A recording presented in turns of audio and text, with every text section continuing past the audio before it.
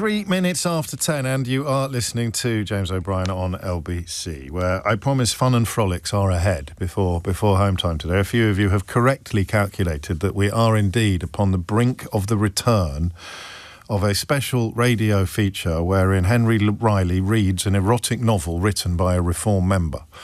And you're going to really struggle to believe which Reform member it is that turns out to have put pen to quasi-pornographic paper. Stay tuned. And who can't stay tuned for that, quite frankly? I mean, there are hooks and teasers, and there are hooks and teasers. Am I right? But before that, I mean, a really strange subject, in a sense, because I'm obviously not a war correspondent, God forbid. I'm far too fearful and squeamish and fond of my own bed.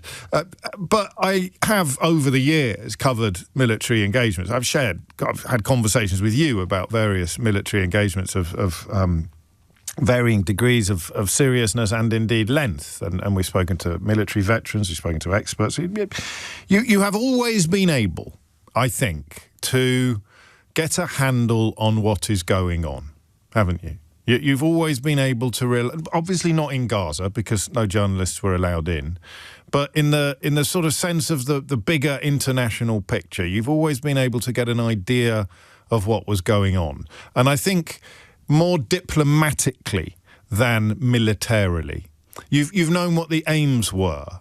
Whether they were achievable or not is in many ways moot. You've known what the aims were, you've known what the end game would probably involve, and when it is reported that X has happened and that report has its roots in the White House, then you would be minded to think that it's probably true. Don't attack me for being naive. I am aware that presidents have lied. And continue to do so. But generally speaking, my faith in the Fourth Estate, which is a fancy pants way of saying the media, the British media, my faith in the Fourth Estate is rarely higher than when it comes to foreign affairs, with a few obvious and glaring exceptions. And I noticed on the way home yesterday that a thing I thought was funny wasn't very funny at all. I have been doing this joke, and I think it's quite a good joke, about it's Monday, so it must be a ceasefire. It's Tuesday, so it must be a threat to bomb Iran back to the Stone Age. It's Wednesday, so it must be that the victory is complete and the war is over. It's Thursday, and it must be that Iran needs to stop attacking despite having an obliterated army. Iran needs to stop attacking us, otherwise we will do such things, what they are I know not, but they shall be the terror of the earth. And now it's Friday, and as you just heard in Dominic's news bulletin, the US and Iran are very close to a deal, but not there yet, except it's not a deal, it's a memo of understanding, and it's impossible to say when or if the two sides would finalise any sort of arrangement, which they would probably call a deal, or at least the White House would, but would be technically a memo of understanding and is almost certain to return to a status quo that would be inferior from a Western point of view to the situation that was in place before Benjamin Netanyahu and Donald Trump attacked unprovoked Iran. And it will be almost certainly inferior to the deal that was signed by Barack Obama, or signed when Barack Obama was President of the United States of America, which Donald Trump elected to explode the minute that it became, the minute that he became president. And I like these conversations. We've been lucky enough over the years to speak to some very clever people and very well-informed people, much better informed than I am, and I don't say that through any sort of sense of false modesty. It's one of the things I love most about my job. Sometimes we wade into territory about which I'm not ignorant, but I don't know anywhere near as much as you may do, and we get extraordinary calls from all sorts of people, whether they're former members of the US diplomatic corps, or whether they are world authorities on matters maritime with a deep and long understanding of what the Strait of Hormuz represents and how it can and can't be navigated, and of course people who understand Middle Eastern politics in a way that you need to be a little bit more dedicated to a single issue than most of us can be, and yet we get the calls. People ring us up. And it's stopped. It's stopped. The articles, the analyses, and I remember I have a look at even if it's a cursory look. I have a look at every single newspaper every day. I don't really open the Express, but I have a look at all the other newspapers every day. And there's no particular beef with the Express. It's just never got anything in it that isn't already in the Mail. I look at most of the newspapers every day, and I lean towards the ones that have got good foreign desks. Oddly, the Telegraph is still pretty near the top of the tree on that. Ditto the Guardian, less surprisingly, because they haven't gone mad on their comment pages in the way that the Telegraph has. The Times does a decent job. There are some very, very good foreign correspondents. The same is true, of course, of broadcast. And I don't watch broadcast news quite as closely as I follow print and online, but I don't think I've been seeing many detailed and expert analyses of the ongoing conflict in the Middle East on the telly either, or listening to it on the radio. And it's not fatigue, because we are still getting quite a lot of detail about what's going on, for example, in Ukraine. The latest figures, if you haven't seen them, involve estimates that 500,000 Russian troops have been killed. 500,000 Russians have died at the altar of Vladimir Putin's epic and uncontrollable arrogance. 500,000 human souls, 500,000 sons and daughters, wives and husbands. Extraordinary, really, to reflect upon that almost unthinkable number. But we still know where borders are. We still know where the fronts are. We still know about drone attacks, one overnight landing in Romania, because it's a military engagement. The diplomatic side of it is fairly easy to unpick. It's almost a battle between good and evil, so it lends itself to kind of quite simplistic, but I think authentic analysis. And I think not long ago, America versus Iran would have felt a little bit like that to many people in the West. The United States has gone to battle against a theocratic, murderous regime that hangs its own citizens for fun. I mean, pick a side, lads. It's not exactly difficult, is it? And yet, who here would confidently state that you can trust the White House more on this than you can the Islamic Revolutionary Guard? I'm not even joking. I wish that I was. Who here can confidently state that the White House, that claims it's a ceasefire on a Monday, a new war on a Tuesday, a victory on a Wednesday, a negotiation on a Thursday, and an imminent deal on a Friday, who here can claim that that outlet is more trustworthy than the Islamic Revolutionary Guard, a collection of crackpots and murderers, the likes of which, thankfully, the world rarely sees? And yet here we are, having very little clue as to what is going on. I said to you yesterday, again, in retrospect, I mean, it is a good joke, that Monday, Tuesday, Wednesday, Thursday, Friday thing, right? It's funny because it's true. All it needs is a sort of Craig David reference to be elevated to an even greater comedic level. But the other thing that I said to you, the really scary thing, is that one day it will be true. So there's 5 days and 5 different narratives. Let's go up to 8 days. Tuesday of next week, Monday of next week, and 8 different narratives. And one day it will be true. So one day soon, what the White House has said will be true. But not because of anything that the White House has done or anything that the White House has achieved or anything that the White House has negotiated, because the shakedown will be complete, and Donald Trump's attempts to protect his own honour, protect his own vanity, I don't even know. He will have come to a personal internal compromise that allows him to pretend that it was a worthwhile exercise and that he has come out on top. There is no prospect of that happening. There is no earthly way that the status quo at the end of this will leave the United States in a stronger position and Iran in a weaker position than the status quo at the beginning. So, what do we do now? Have we broken something really valuable here? When you look at this continuing conflict, when you look at, I mean, there's a ceasefire and there isn't a ceasefire. There's a ceasefire in Gaza, apparently, but Benjamin Netanyahu has announced that he's going to take over 70% of the territory. I hope it's quick enough for some people, the speed of that attempt at ethnic cleansing. I look at the situation in Iran, and I don't think it can be analysed. because the White House, Donald Trump, has successfully broken everything.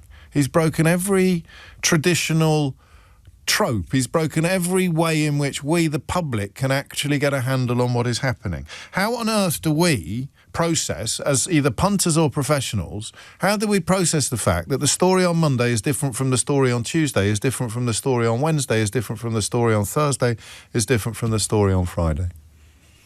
And it's nearly 10:15, which means Keith will be pointing at his watch in a minute, and I haven't got close to asking you a question because I don't think you can answer that.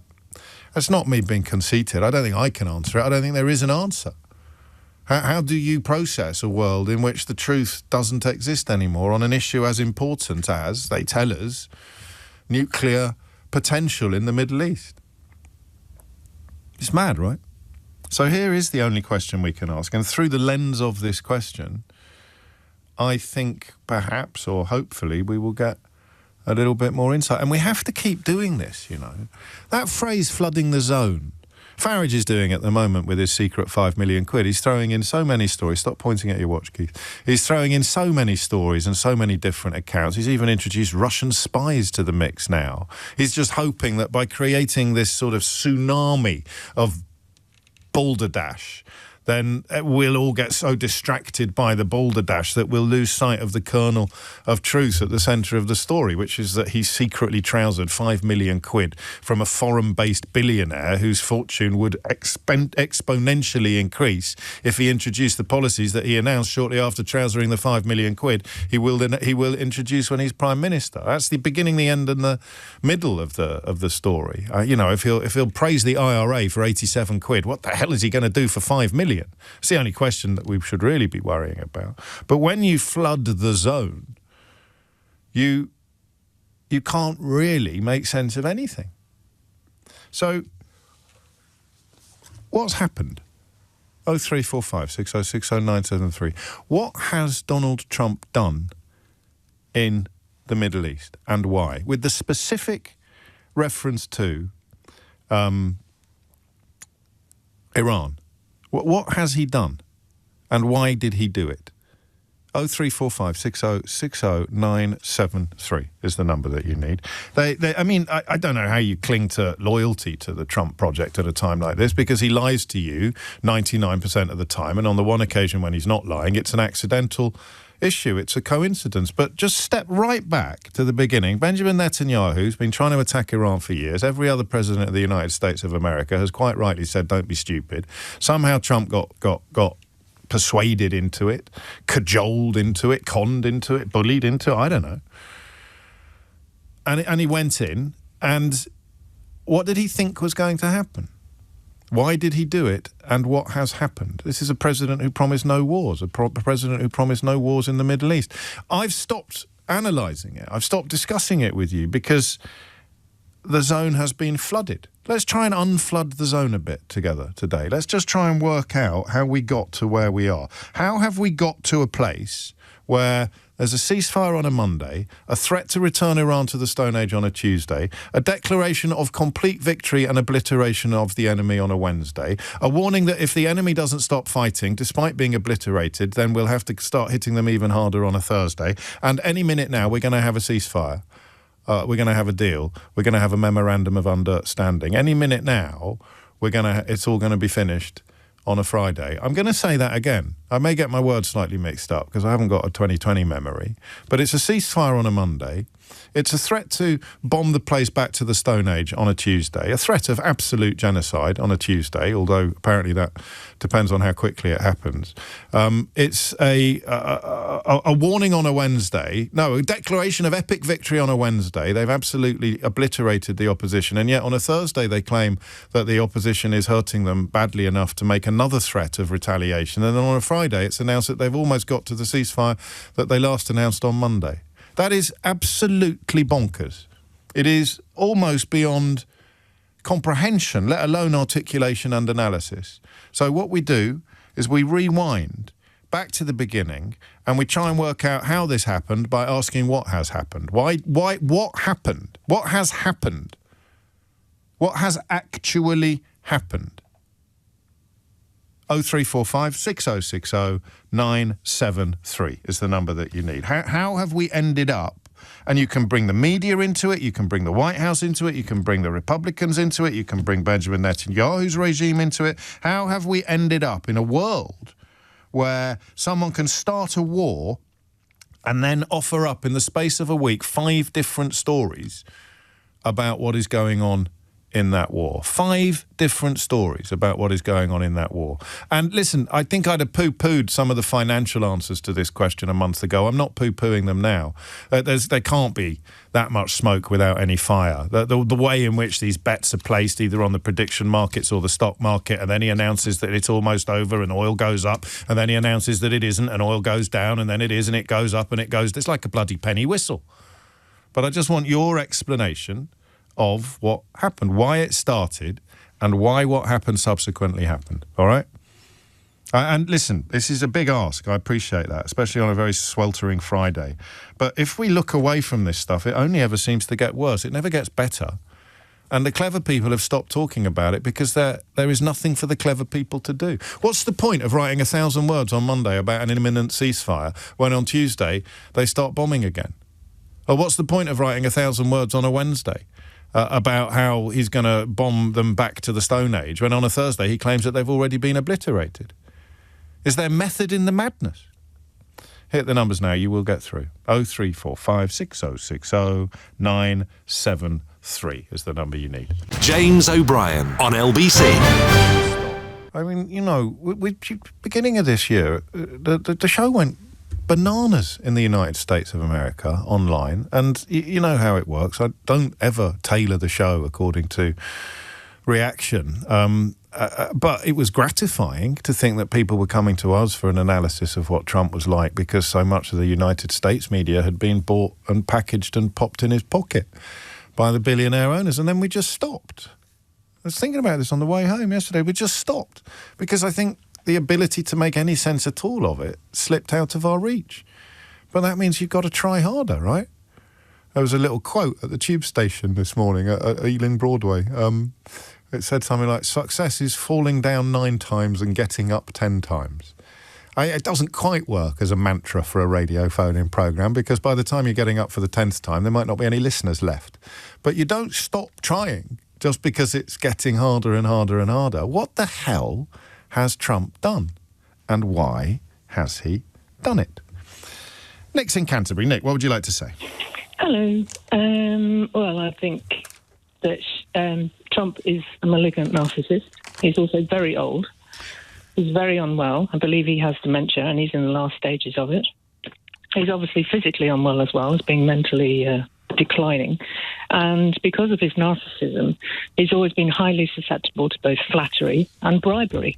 The man is a proven criminal. He's never had a successful business in his life. Hang on a minute. I'm just putting on my journalism legal training 101 before you carry on. He is a multiple felon. That's correct. He has run some successful businesses, I think, albeit he did manage to lose money running a casino, which takes a very specific and special sort of talent. But carry on. So far, so good. Declared bankruptcy in 2 casinos.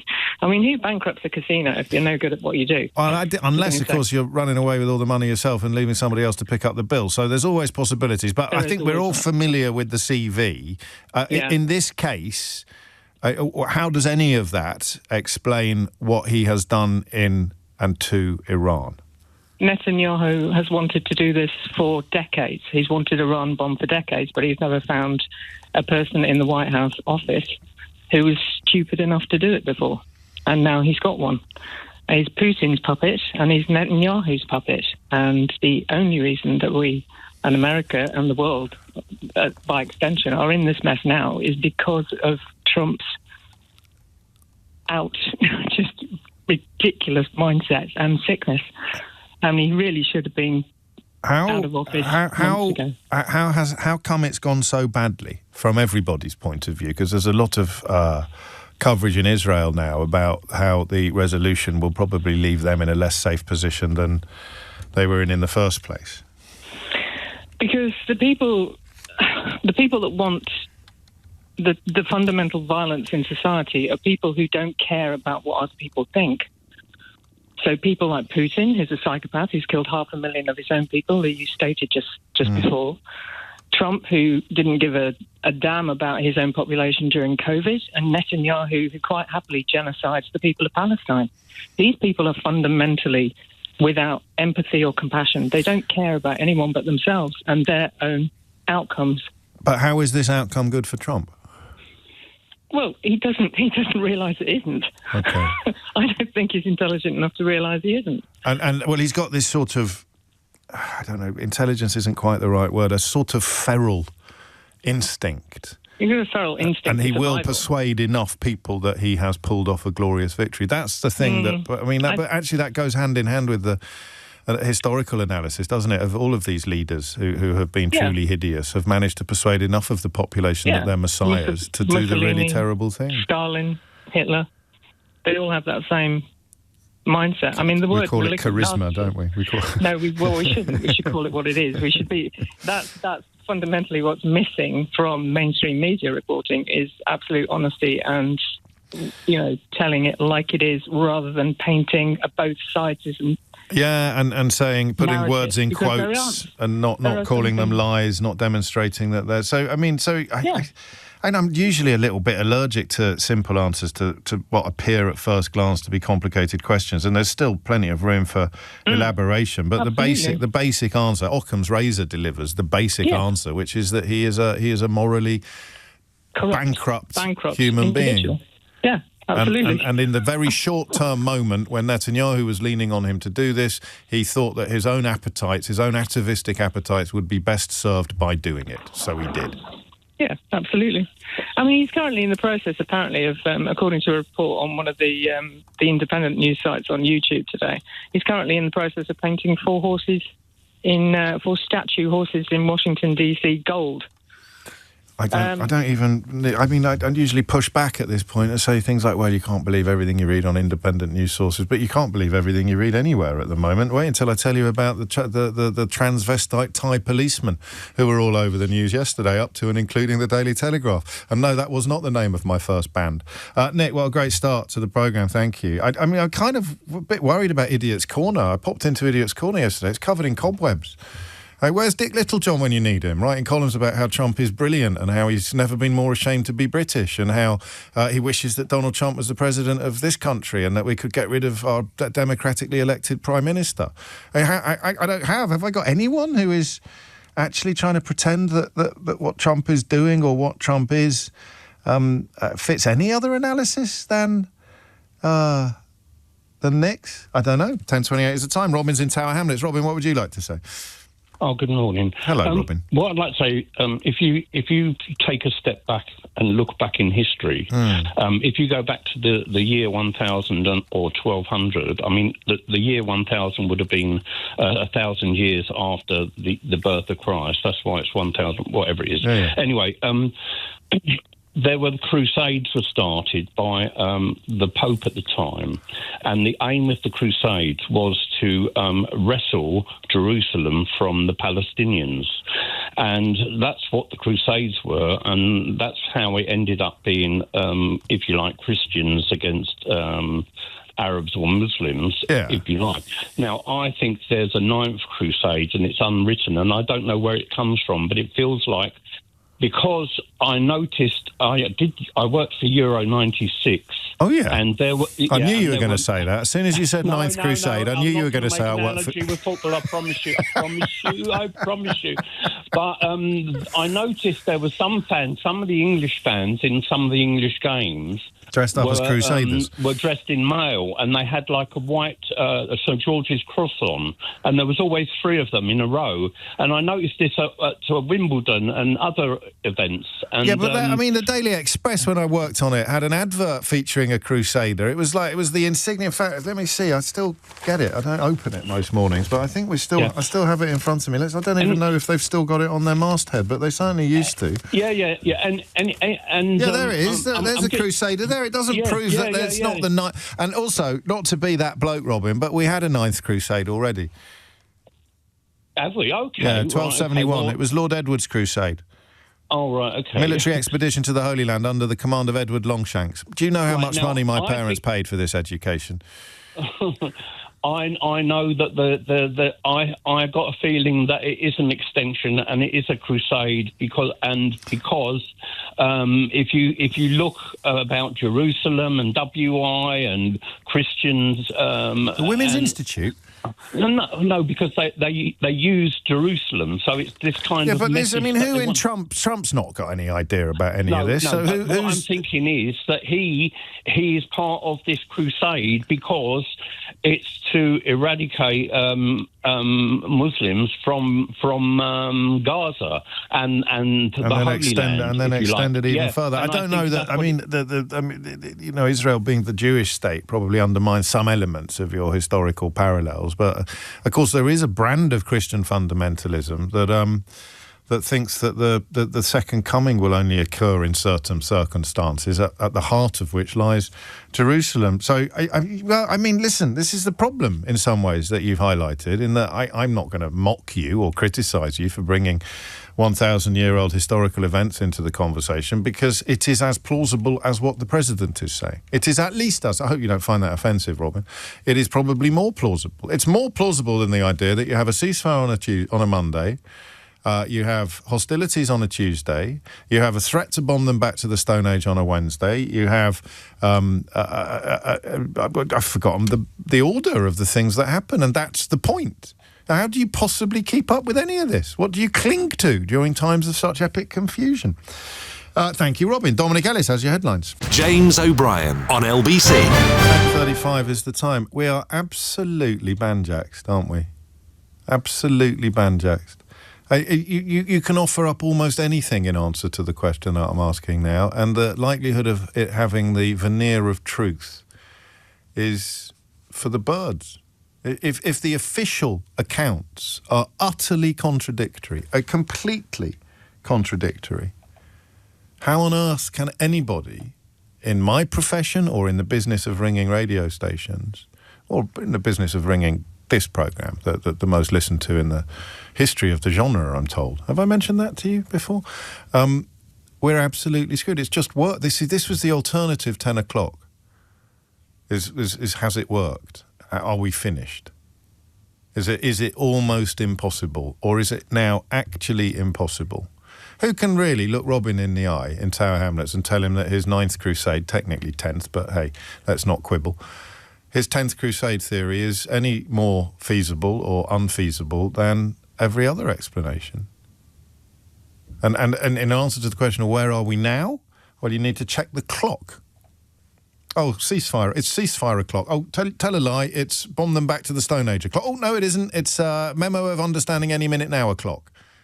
Oh, no, my mistake. It's we've completely obliterated them. Victory is complete. Go me. Let's build another statue. Can I have another FIFA Peace Prize, please? Literally, you have to look at the clock to know where we are, where the needle is pointing. So we're done. We've failed. I don't know that it was ever possible. I mean, I'm not giving up on the question that I'm asking you, and the bloke that's up next actually does have answers to some of these questions that are both evidential and substantive. But in terms of the really big picture, what has happened and why? Wants to make a few quid? Got bullied into it, got blackmailed into it, got bribed into it. I mean, who knows? And the kind of journalists that might once have been able to dig into this, well, they're lucky if they've still got a job in a media in the United States that's largely owned by Trump-supporting billionaires. And if you are under any illusions at all about why billionaires are giving huge sums of money to Nigel Farage, both to his party and secretly straight into his current account, it's because they're watching what's happening in the United States of America, and they're clocking the fact that the richest people in the world can get even richer if they've got a patsy in power. That's not even an opinion, that's just counting. But when it comes to Iran, it's still, I think, important, even if possibly futile, to ask the question of why. What has happened? What has happened and why? What has happened and why? Ash is in Northampton, the man to whom we turn, probably unfairly, with very high expectations. But you haven't let us down yet, Ash. What would you like to say? Good morning, James. Hello. Yeah, I wanted to take issue. It's a lovely joke, but it does take all of my analysis down to a timetable. Yeah. which is kind of a bit annoying. But. Well, of course it is. But I mean, I mean, some of the things that you tell us are true. Some of the things you tell us should be true. Some of them are demonstrably true. But if the President of the United States is saying the polar opposite of what you know to be true, it gets reported because it's the President of the United States that said it. And somewhere in the midst of that mess, we sit here trying to make sense of things. Yeah, so I've been thinking about this. The reason that you haven't heard much is nothing's really changed since I last spoke to you. In fact, when I last spoke to you, I did say there were 4 things on the table: the Strait of Hormuz, the assets that are all frozen, the nuclear material, and it's all that's they're still in play. Those are still the only pieces on the board. Precisely. So it gets a bit boring, but I've spent the time in between thinking a lot about where all this has come from. Yes. Because I'm sort of going back and writing a few things about it. I think this all comes down to one word, and it's legacy.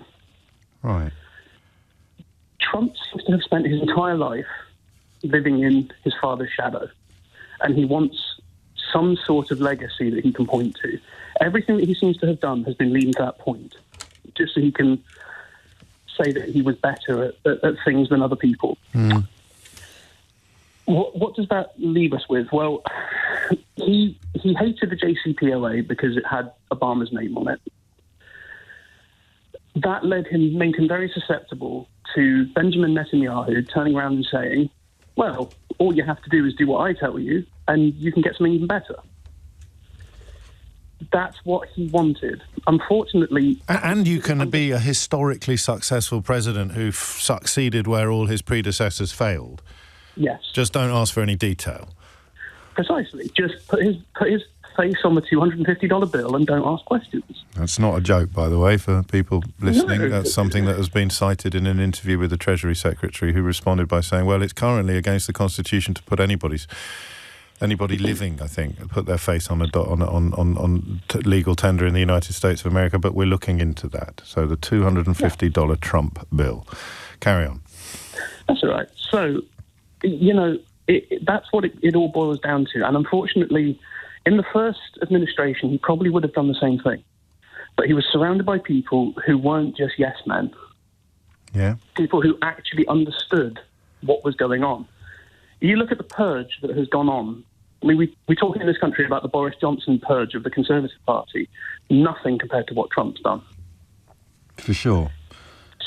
And it's not just to the executive branch. He's done it to the military. He's done it to the civil service. He's done it to all these different branches. All these professionals who knew what they were talking about are all gone. I mean, the Department of Justice, again, for people who aren't paying as much attention as you are, is reportedly looking into pursuing E. Jane Carroll, the woman that accused Donald Trump of rape, and that culminated in a trial where...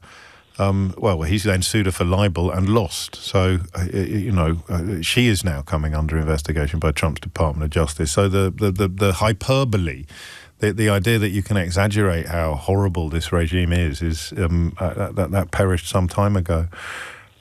So to Racy then, Netanyahu sweet-talked him into it. Netanyahu doesn't really care, or didn't care at that point, what actually happened. He just wanted to inflict as much damage as possible on Iran in order to sort of bolster up his domestic position and keep people like Smotrich and the bloke who filmed himself abusing British and Irish citizens the other day, Ben Gvir, sweet and in his power structure. Nobody in his circle ever says boo to the Trumpian goose in any way, shape or form anymore. The journalists included are all on board with anything he says, and if he changes his mind and says the opposite tomorrow, they pretend that that's the best thing that they've ever heard. Again, I can't believe I'm not exaggerating, but I'm not. Yeah. They will literally say the polar opposite of what they praised yesterday is today the best thing that they've ever heard. And what has unfolded in the Strait of Hormuz in particular, we know largely thanks to you telling us much earlier than many other people got the memo, was almost inevitable, very close to inevitable. Reopening it remains beset by all the problems that you've described to us in the past, which means that the likely resolution will be inferior to what was in place under the JCPOA and even inferior to what was in place 3 months ago. Precisely. And then there's a few things about the conspiracy theories I want to say. Go on. Which is, I think it's...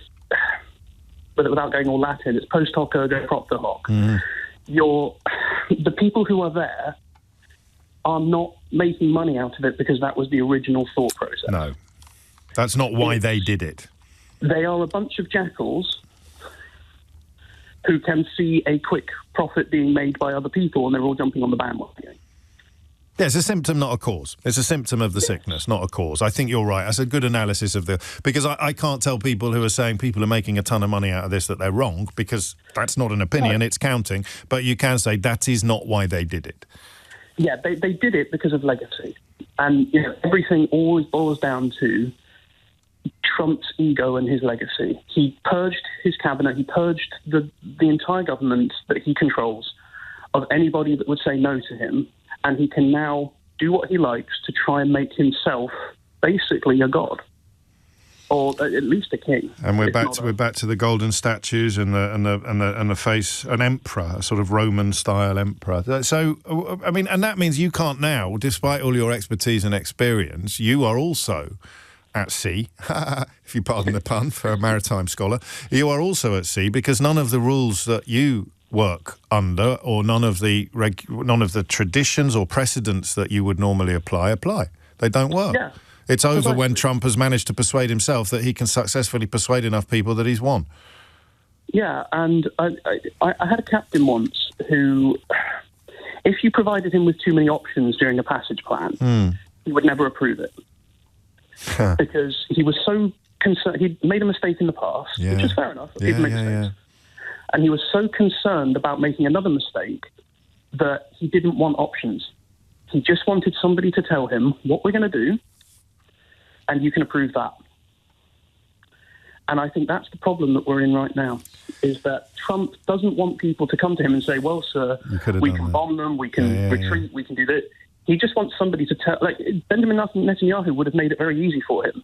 You bomb them, we can then force them into a deal, and you'll look like a great president. You'll be the king. You'll be the king of the hill. You'll be the cock of the walk. Yeah. And he wanted to believe it so much that he did, and he started. And all of the people who said, "Hey, hang on a minute, the Strait of Hormuz. This is absolutely insane. This mission didn't even get heard, let alone he did." You're right. I can't even ask you now what timescale you'd put on it because it's utterly arbitrary, right? Well, do you know what? You mentioned the Treasury Secretary yesterday. I watched his briefing in full. He did say one thing that was absolutely true. Go on. All of this hinges on what Donald Trump wants. Yeah. The moment he wants to either walk away or escalate, it will happen. Until then, we are left in a holding pattern. And, people will keep saying that it's because he wants to make money. I don't think it is. Like, it is literally decision paralysis for him. Yeah. Which means it's analysis paralysis as well. Yes. Doesn't it? So there's things that you can explain to us, but there are. I mean, I don't want to sound like Donald Rumsfeld, but there are things that cannot be explained because they depend upon the whim of a madman. That's where we are now. It's where we've been all along, but I think the ability to contradict that position has probably left the building. Ash, you're a star, as ever. Thank you very much indeed. 10 foot. I'll share some of Ash's work on Blue Sky shortly so that you can find him on there and benefit from his insights and expertise.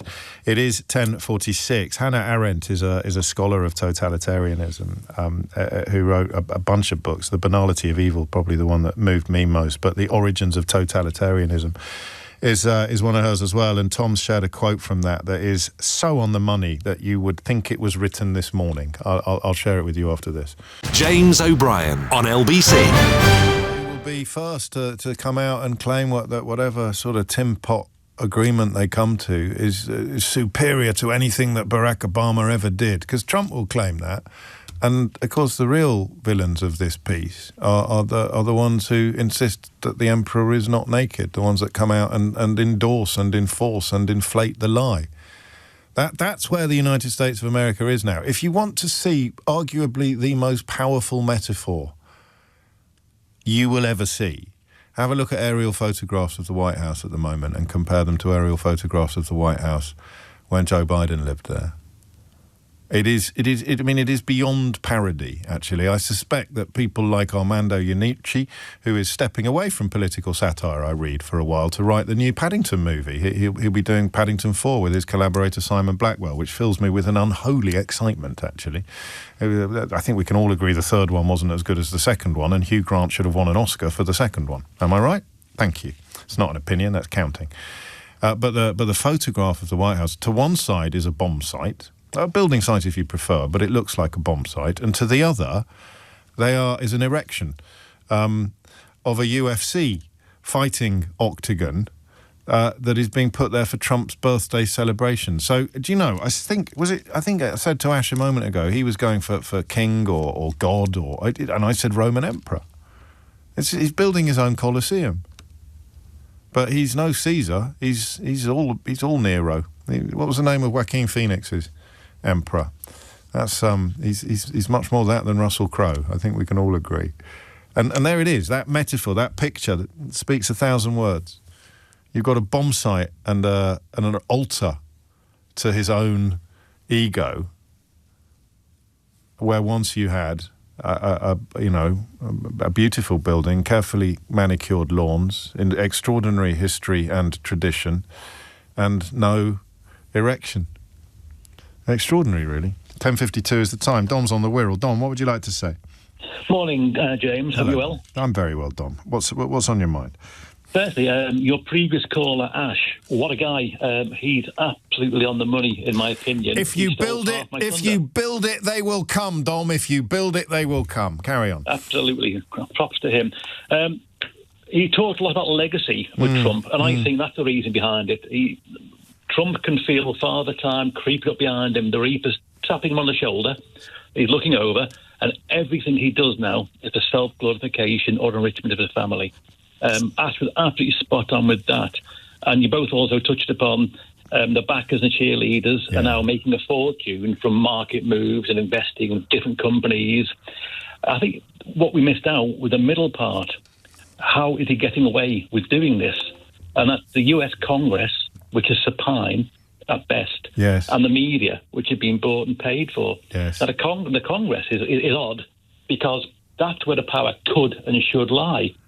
But because Trump's captured the media, starting with Fox and going on to the more far-right and extreme broadcasters and the media outlets. And then circling back to the ones that weren't far-right to begin with, but are now being repopulated entirely by Trump-friendly producers and editors. CBS being a particularly hideous example, and the BBC still hasn't found the wherewithal to stop them from being the BBC's official partner in the United States of America, even though it's become a propaganda platform. Well, they did feel this lawsuit he's bringing through the DOJ now, his private law firm, the Department of Justice. He's got unlimited funds. He doesn't care. He can bring any lawsuit he wants against anybody he likes. I promise that we will never investigate the tax affairs of you or any of your family. That fits your analysis about legacy, because that's it's a rancid legacy, isn't it? It's the idea. Who on earth would need an assurance that their tax affairs would never be investigated, except people whose tax affairs should absolutely be investigated, but protecting his family from... It doesn't seem to like his family very much. I mean, he didn't even go to his son. Him, really. Who does? It's probably the one thing that makes sense about his conduct. He didn't even go to his son's wedding the other day. But the thing about a narcissist, I read this, I think, in John Ronson's book, The Psychopath Test, is that sometimes their family or even their dogs are an extension of themselves. So even though they don't care about them as human beings, they care about them as an extension of their own ego. So to protect his children from prosecution would be to protect his legacy, you see. But the media that haven't been cowed, he's had his friend buy them. Hence Stephen Colbert being kicked out and Jimmy Kimmel being on a shoestring at the moment. And Trump celebrating it. So, I mean, you're right. It is a missing piece of the jigsaw, is the absolute absence of resistance or pushback. And I guess the answer that is coming into focus due to Occam's razor, I suppose, as much as anything else, is that he was mistakenly or falsely persuaded that this would be an easy and glorious victory that would put him on a higher pedestal than any other president who dipped a toe into matters Middle Eastern. I think Congress's supplication is going to be very, very interesting come September in the midterms, because Trump's foisting very, very unpopular, I'm thinking of Paxton here, candidates. onto the ticket to the Republicans, they're going to get spanked. Well, you they think might not so? Leave the house, but they get spanked. Yeah, no, this is a fascinating calculus, isn't it? Because if you stand up against him, you will lose the nomination.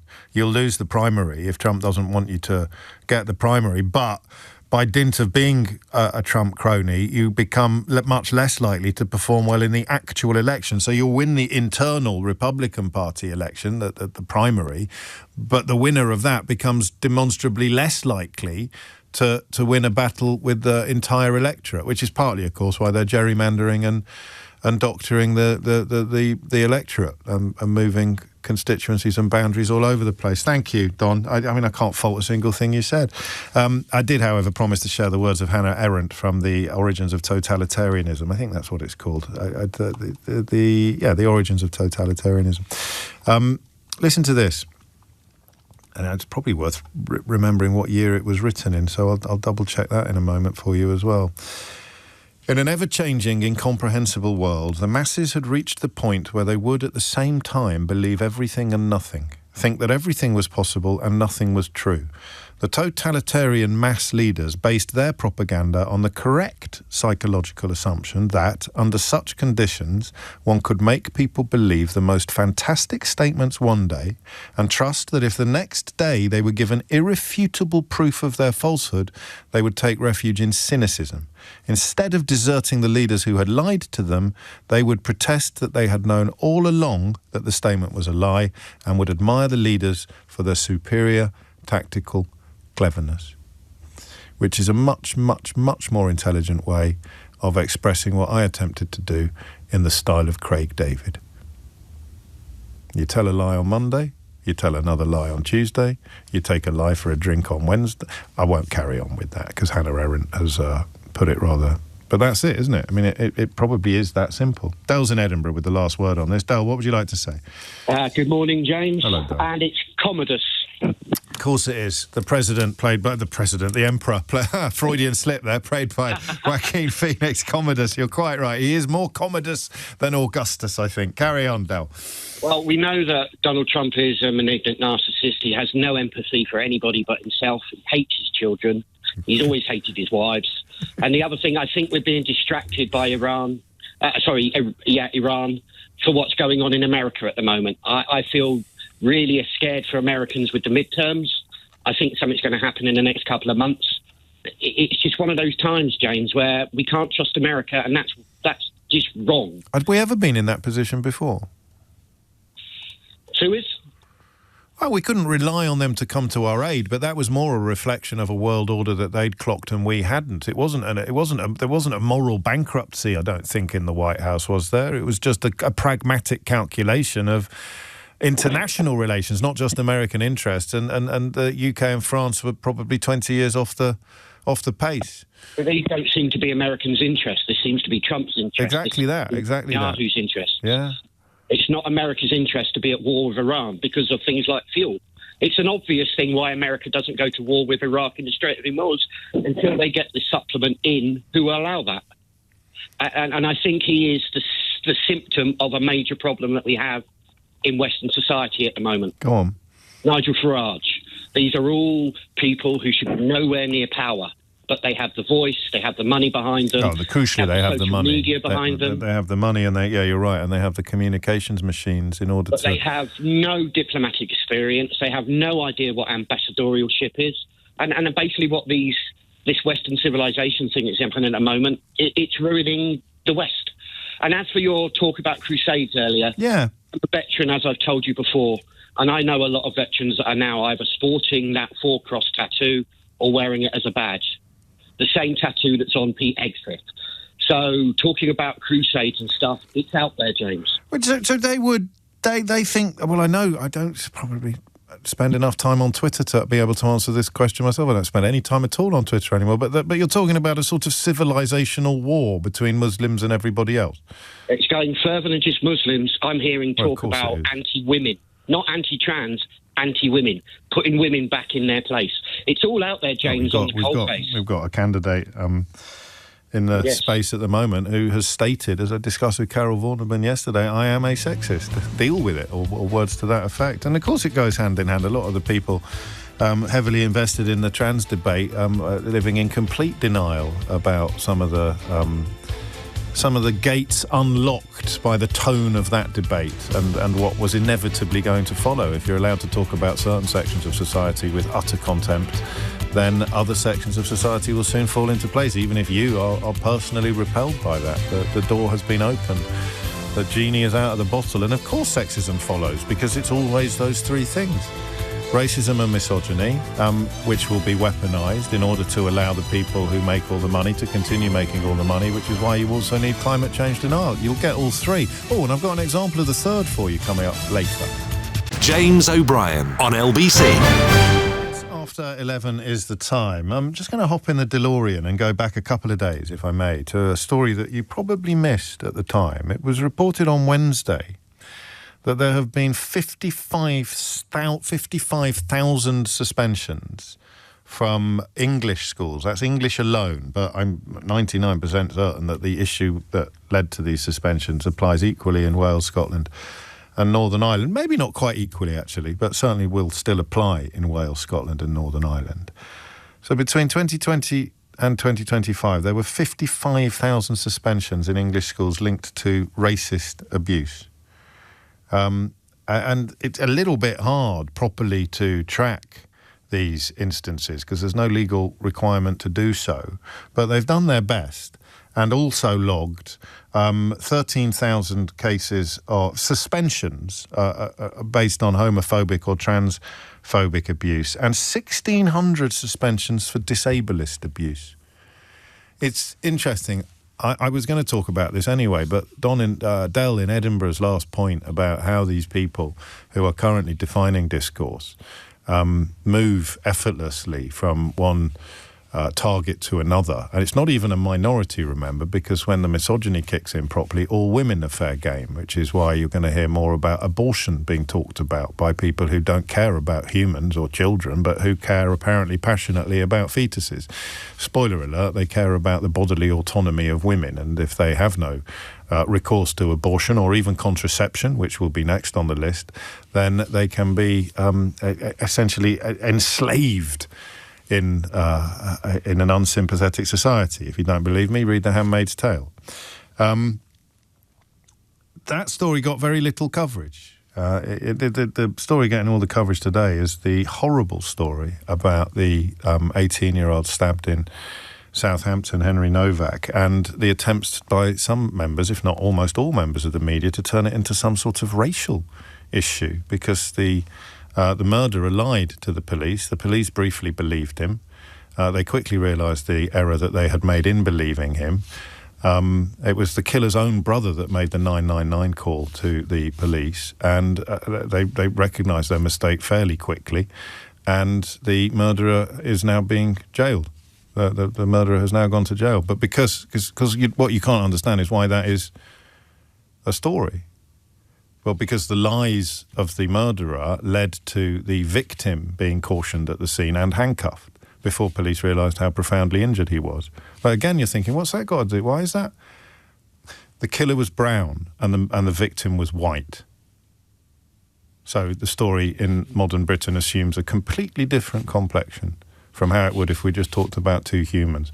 One human criminal lied to the police, and the police briefly believed him. The lies he told about another human, a victim, were persuasive enough for the police who arrived at the scene to caution and handcuff the victim, who they quickly realised was injured and sought to resuscitate and save. But they couldn't, and they didn't. So they live with that for the rest of their lives. They also now live with accusations from deeply disgusting politicians and members of the media that they did so for some race-based reason because the victim was white and the lying culprit criminal was brown, which is so obviously heinous and dangerous that you'd think even the likes of honest Bob Jenrick might fight a little bit shy of trying to make political capital. Don't be ridiculous. Of course they're not going to fight shy of trying to make... So just contemplate that story with a black and white television. You can't see the shade of the culprit, the killer, or the victim's skin. I always think of Alice Gross at moments like this. A poor woman, poor young woman who was murdered just, almost yards, to be honest with you, from where I now live. And the pleas from her family to politicians and members of the media not to turn it into a conversation about immigration because the monster who murdered her, had not been born in this country. How much respect do you think the usual suspects had for the pleas of Alice's family not to turn her murder into an opportunity to attack immigrants or immigration in general? Yeah, you're right. And where are we now? Looking at the horrible, horrible murder of a beautiful young man by a horrible character who hopefully will rot in jail for the rest of his life. But because the killer is brown and the victim is white, some people are determined to add 2 and 2 together and come up with 5 in a way that profoundly endangers the police's ability to do their job. And, of course, the likelihood of anybody wanting to join a police force when they're going to be judged according to not what they do, but the ethnicity of the people that they do it to. And that incredible phrase, 2-tier policing, taking hold in a country where police services are routinely found to be institutionally racist. You have people now claiming that the police service in this country is somehow biased against white people. And apropos nothing in particular, did you know that one of the founders of the organisation hanging tatty flags from lampposts in a street near you has been charged with murder? And I'll say that again, because the kind of people using phrases like 2-tier policing and the kind of politicians like Robert Kenyon who praise the characters hanging flags from lampposts somewhere near you won't be telling you this anytime soon, but one of the founders of the so-called Raise the Colours organisation has been charged with murder. Lovely. 11:11 is the time. I mention all of that because the story, I think, about this extraordinary number of suspensions over race, sexuality, or disability, this extraordinary number of suspensions, I think, and I am a naive, as you know, I'm a sweet summer child, I think this would have been a big story a couple of years ago, wouldn't it? It would have been, wouldn't it? How many suspensions? 70,000 mentions logged in fewer than 5 years regarding suspensions over racist, homophobic and disableist abuse in our schools. I'm sure. I never have a... Talk about a time machine. It can only take me back to Wednesday. I can't go back to 2 years ago and just see what would happen if a story like this was published. Maybe it got wider coverage than I realised. Maybe I just missed stuff. But I don't think so. And I caught myself, and you're not... I think you're going to be a bit cross with me about this. This story was in front of me on Wednesday, and it didn't resonate like it should have done and would have done once. Because I think of the question of scale.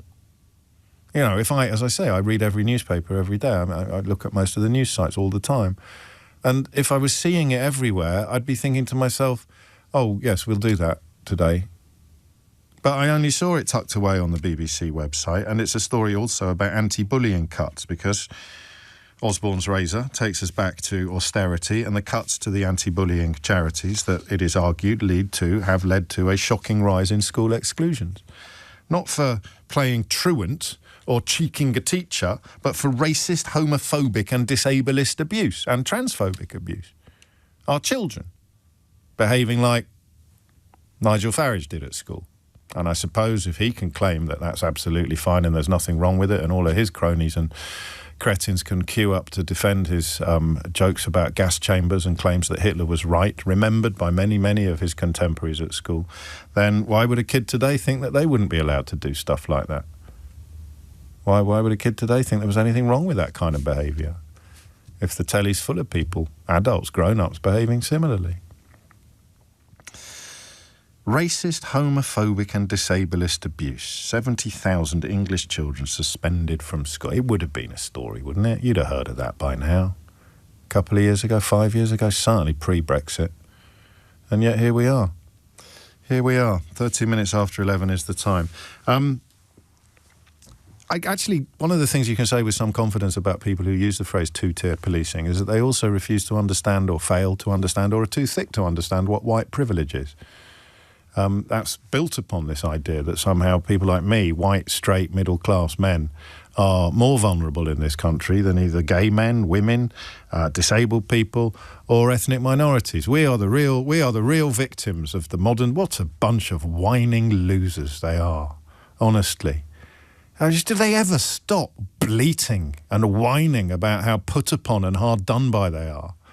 Absolutely extraordinary that you can be a beneficiary of the most economically successful period of human history, and you can be on the right side of all the cultural divides. You're a man, you're heterosexual, you are not disabled. All of these like trump cards, these winning cards in a skewed and unfair society, and all you ever do is moan about how unfair everything is and how you're the real victim.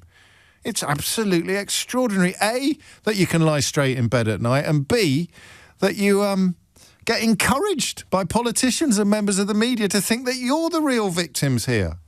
Extraordinary. I mean, to be fair, you read all the time about heterophobic attacks, don't you? And about heterophobic murders. You read all the time about incidents of racism that are directed at white middle-class people or white working-class people, whatever that's supposed to mean these days. Oh, yes, you definitely wouldn't want to be a white person in modern Britain, a white straight person in modern Britain. Good God, talk about taking your life in your hands. And that, of course, I've just realised, is why you lie about London. You have to pretend that if you're a white person wandering around London, you're somehow at peculiar or particular risk, even if you live in a country with a murder rate or a city with a murder rate that's 1 billion times what ours is. So, what question am I going to ask you about this? Well, I'm going to ask you a question built on my white privilege, my ableist privilege, my heteronormative privilege, my cis privilege, built upon the fact that I am statistically part of by far the least likely section of society to be on the receiving end of any form of discrimination or hate crime, whatever the Daily Mail and their broadcasters in human form may tell you, and whatever they may currently be trying to do with the hideous murder of Henry Novak. I am part of the constituency in this country that is enormously less likely to be the victim of any form of discrimination, abuse or hate crimes than everybody else, because I'm white and I'm straight and I'm fully able. What about your children? What do you do? I mean, look, the statistics suggest that there's going to be a lot more parents listening to this whose children have been victims of racist bullying at school than there are parents whose children have been victims of homophobic or disableist bullying. But I do want to leave all three avenues open, if I may. I do want to leave all three avenues open. I want to know how you look after your child when they come home and tell you about the racist, the homophobic or the disableist abuse that they have received at school. I want to know a little bit about what the school did. Well, as much as you want to tell me, really. But what I really want to know is what you do. And when your boy comes home and tells you that they've been abused. And under racism, of course, we include anti-Semitism as well. What do you do when they come home and tell you? And it has to be in school. I just want to focus on that because it's a narrow interest. What do we do? What do you do when your child comes home and says, I've been a victim of racist abuse. I've been bullied for my sexuality. I've been bullied over my disability, Mum. I've been bullied over my ethnicity, my skin colour. Because I don't think I'm detached from reality when I say to you, this is worse today than it was 5 years ago. Well, you tell me, because you were at school 20 years ago and your kid's at school now, and you can tell me whether it's changing, whether it's getting worse. What do you do? How do you look after a child who is being bullied because of their race, their sexuality, or their disability, when they come home from school and tell you that, what did you do? I just want to know about the conversation that you had, because I listen, if it happened to me tomorrow, which is, I think, technically impossible, I don't know what I'd say. What happened, and how did you handle it? And if you hit the numbers now, you will get through. 0345 6060 973 is the number that you need. 70,000 English children suspended over racist, homophobic and disableist abuse. Hey, if you want to ring me and tell me that your kid was one of them, I'd be absolutely fascinated to know how you deal with that. But I think that's a much bigger ask than being the parent of a victim of it. What do you do when they come home and tell you that? A couple of people saying, I forgot I was a man. I didn't. I said a straight white male. A straight white male who's not disabled. Therefore I am, by definition, infinitely less likely to be a victim of discrimination, abuse or any sort of hate crime than pretty much everybody else in society. Although you wouldn't know that from listening to some people or reading some newspapers. I just want to know what you do. And it might seem like a stupid question to you because it's, baked into your existence. I've been doing it since he was 6, James. But it's not a stupid question to those of us who've never had to ask it of ourselves. It's really interesting. 70,000 English children suspended from school, and that bar is high, much higher than it used to be. You've got to be bang out of order to actually get suspended over racist, homophobic and disableist abuse. How do you deal with it? 0345 6060 973. James O'Brien on LBC. 2 minutes after 11. Jay makes a very interesting point about that horrible story from Southampton of the 18-year-old being stabbed to death, and outwardly rather desperate attempts to turn it into some sort of story about race by most of our media, sadly, not just the extremes of it. But Jay points out perhaps the police wouldn't have assumed that there had been a racist attack if there hadn't been such an enormous surge in racism in the country. Knitting the two stories together rather more deftly than I managed to, because we're looking at 70,000 English children being suspended from school over racist, homophobic and disableist abuse. And of course the surge in racism in this country has been caused in large part by politicians like Honest Bob Jenrick, who, instead of disparaging the police, writes Jay, should perhaps be taking a long, hard look in the mirror. Chicken and egg, I suppose. But the key question today is what you do when your child comes home and tells you that they've been on the receiving end of racist, homophobic or disableist abuse. Sweetie is in Warwick. Sweetie, what would you like to say? The school that my daughter attends at, she's in year 10. I don't feel that they knew how to deal with it when the first incident happened a couple of months ago. The girl was walking around with one of the teachers, yet my daughter had been put in isolation for retaliating. My daughter is Jamaican Indian. Right. Beautiful girl. And recently she's had a bottle of Lucozade poured all over her. She's likened to Mark Henry, who is a black bodybuilder, although she doesn't look anything like him. And she was called the N-word. She was called... I've had to dump what you just said because the words are very much... policed by the broadcasting regulators, and there is an argument for context. People won't need much help guessing what words you used. Well, I'll tell them you used the N-word.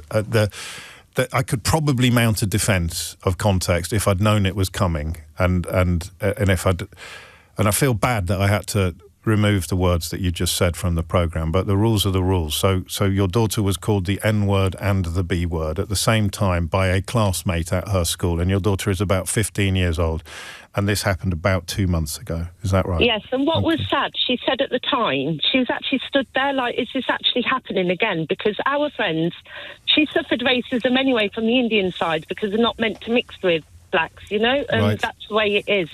Now, so she's a strong person, but... our friends are 99.9% white, and we can't go down this road. I actually classify my white friends as my family.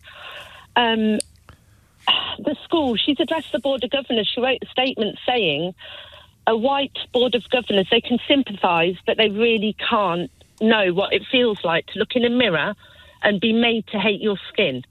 Now, I can't go down those roads. I've had to strengthen her, make her know that she's beautiful. I knew she'd go through the phase of putting on heavy makeup again. But the school are also doing assemblies on it as well. That's to change her colour, the heavy makeup. I suppose it's like when women get insecure, we do suffer from insecurities. It's rubbing off on men as well now. But you've made the child feel ugly. Now, what they've done in her, they've lit another fire in her. She's had her head down since she's come home on Friday. She's got mock exams. My mum has always taught us that we have to work twice as hard, which is quite sad. I'm 45. I have never suffered any form of bullying like this. But since lockdown and the flags flying, it is out there in the schools. I feel sorry for the teachers. It's hard for them to deal with. And the only way is to re-educate. Of course it is. And I'm just going to take you back, if I can, because you mentioned it being a relatively recent... It's been building up for about 7-8 months, possibly as long as a year, but she felt that she doesn't want to report it. She doesn't want to come across as a victim either. Oh, I'm sorry. So do the school know that those two words were used against them? Yes, they do. And what did they do about that? Her form tutor stood behind her, and she actually questioned whether this other child should be at the school because he doesn't turn up to study, he truants a lot.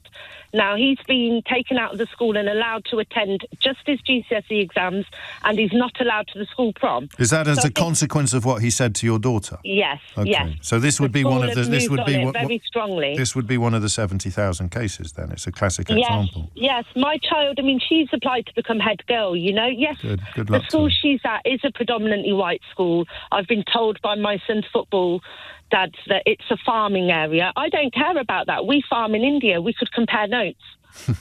That's where putting these barriers up is really, really sad, because these children, I myself, having mixed-race children now, wonder what sort of world am I leaving them in? Have I left them with a mixed identity? You've got a lot going on. It's hard. Yeah. It's hard for me to with teenagers, regarding self-harm, I had to take the week off. I want to watch my child. I don't want to see cuts in her arms and stuff. It's happening too much. What do you say to her about the specifically the racial abuse that she has received? What do you say to her about... I show her that they're jealous. They're jealous. Everybody... women are generally like that. I used to be really, really obese, or you want to be slim, but I'm not going to attack the slim ones for it. You have to work on yourself. Now, you can't work on your skin colour. I'm not having her... we've got family that bleach their skin. I'm not having her do that because it looks awful. Be proud of your skin. Does it work? It does work. I put it into her, and then I play her reggae music like Tara Riley, Beres Hammond to make the most of it. And I am taking her to Jamaica this year because she needs to be proud of her heritage. To be proud of who she is.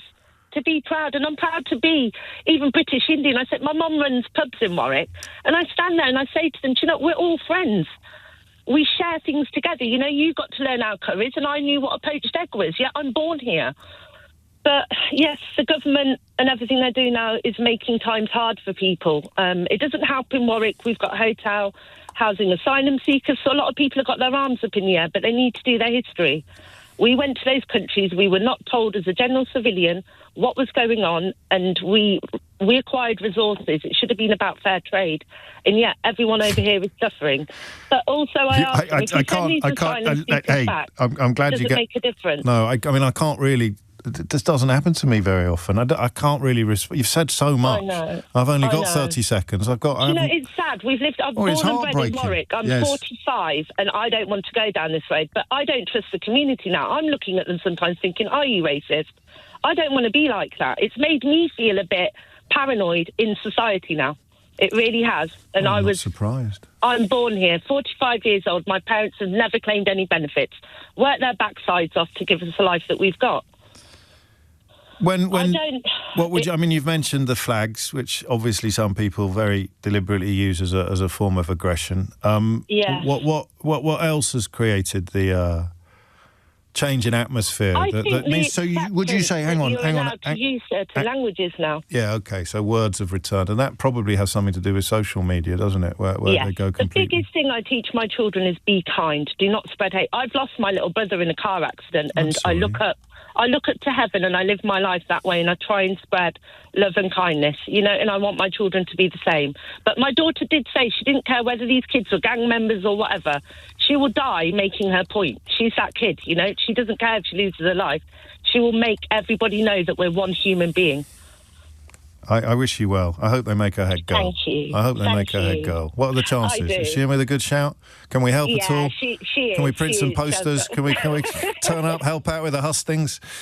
Oh, you could email the school, but I'm not allowed to say what school it is. But I am proud of the school. I have actually gave them a compliment on Warwick District Council's website that school has dealt with it. The only way they could. And I guess most schools probably are dealing with it. But as you said yourself, who'd be a teacher? Who would be a teacher when you have to be dealing with this kind of thing? And again, a suspension of the child that used the most vile language towards another child. I mean, crikey, as I say, Sweetie covered an awful lot of ground, but the question I'm asking remains very central to this conversation.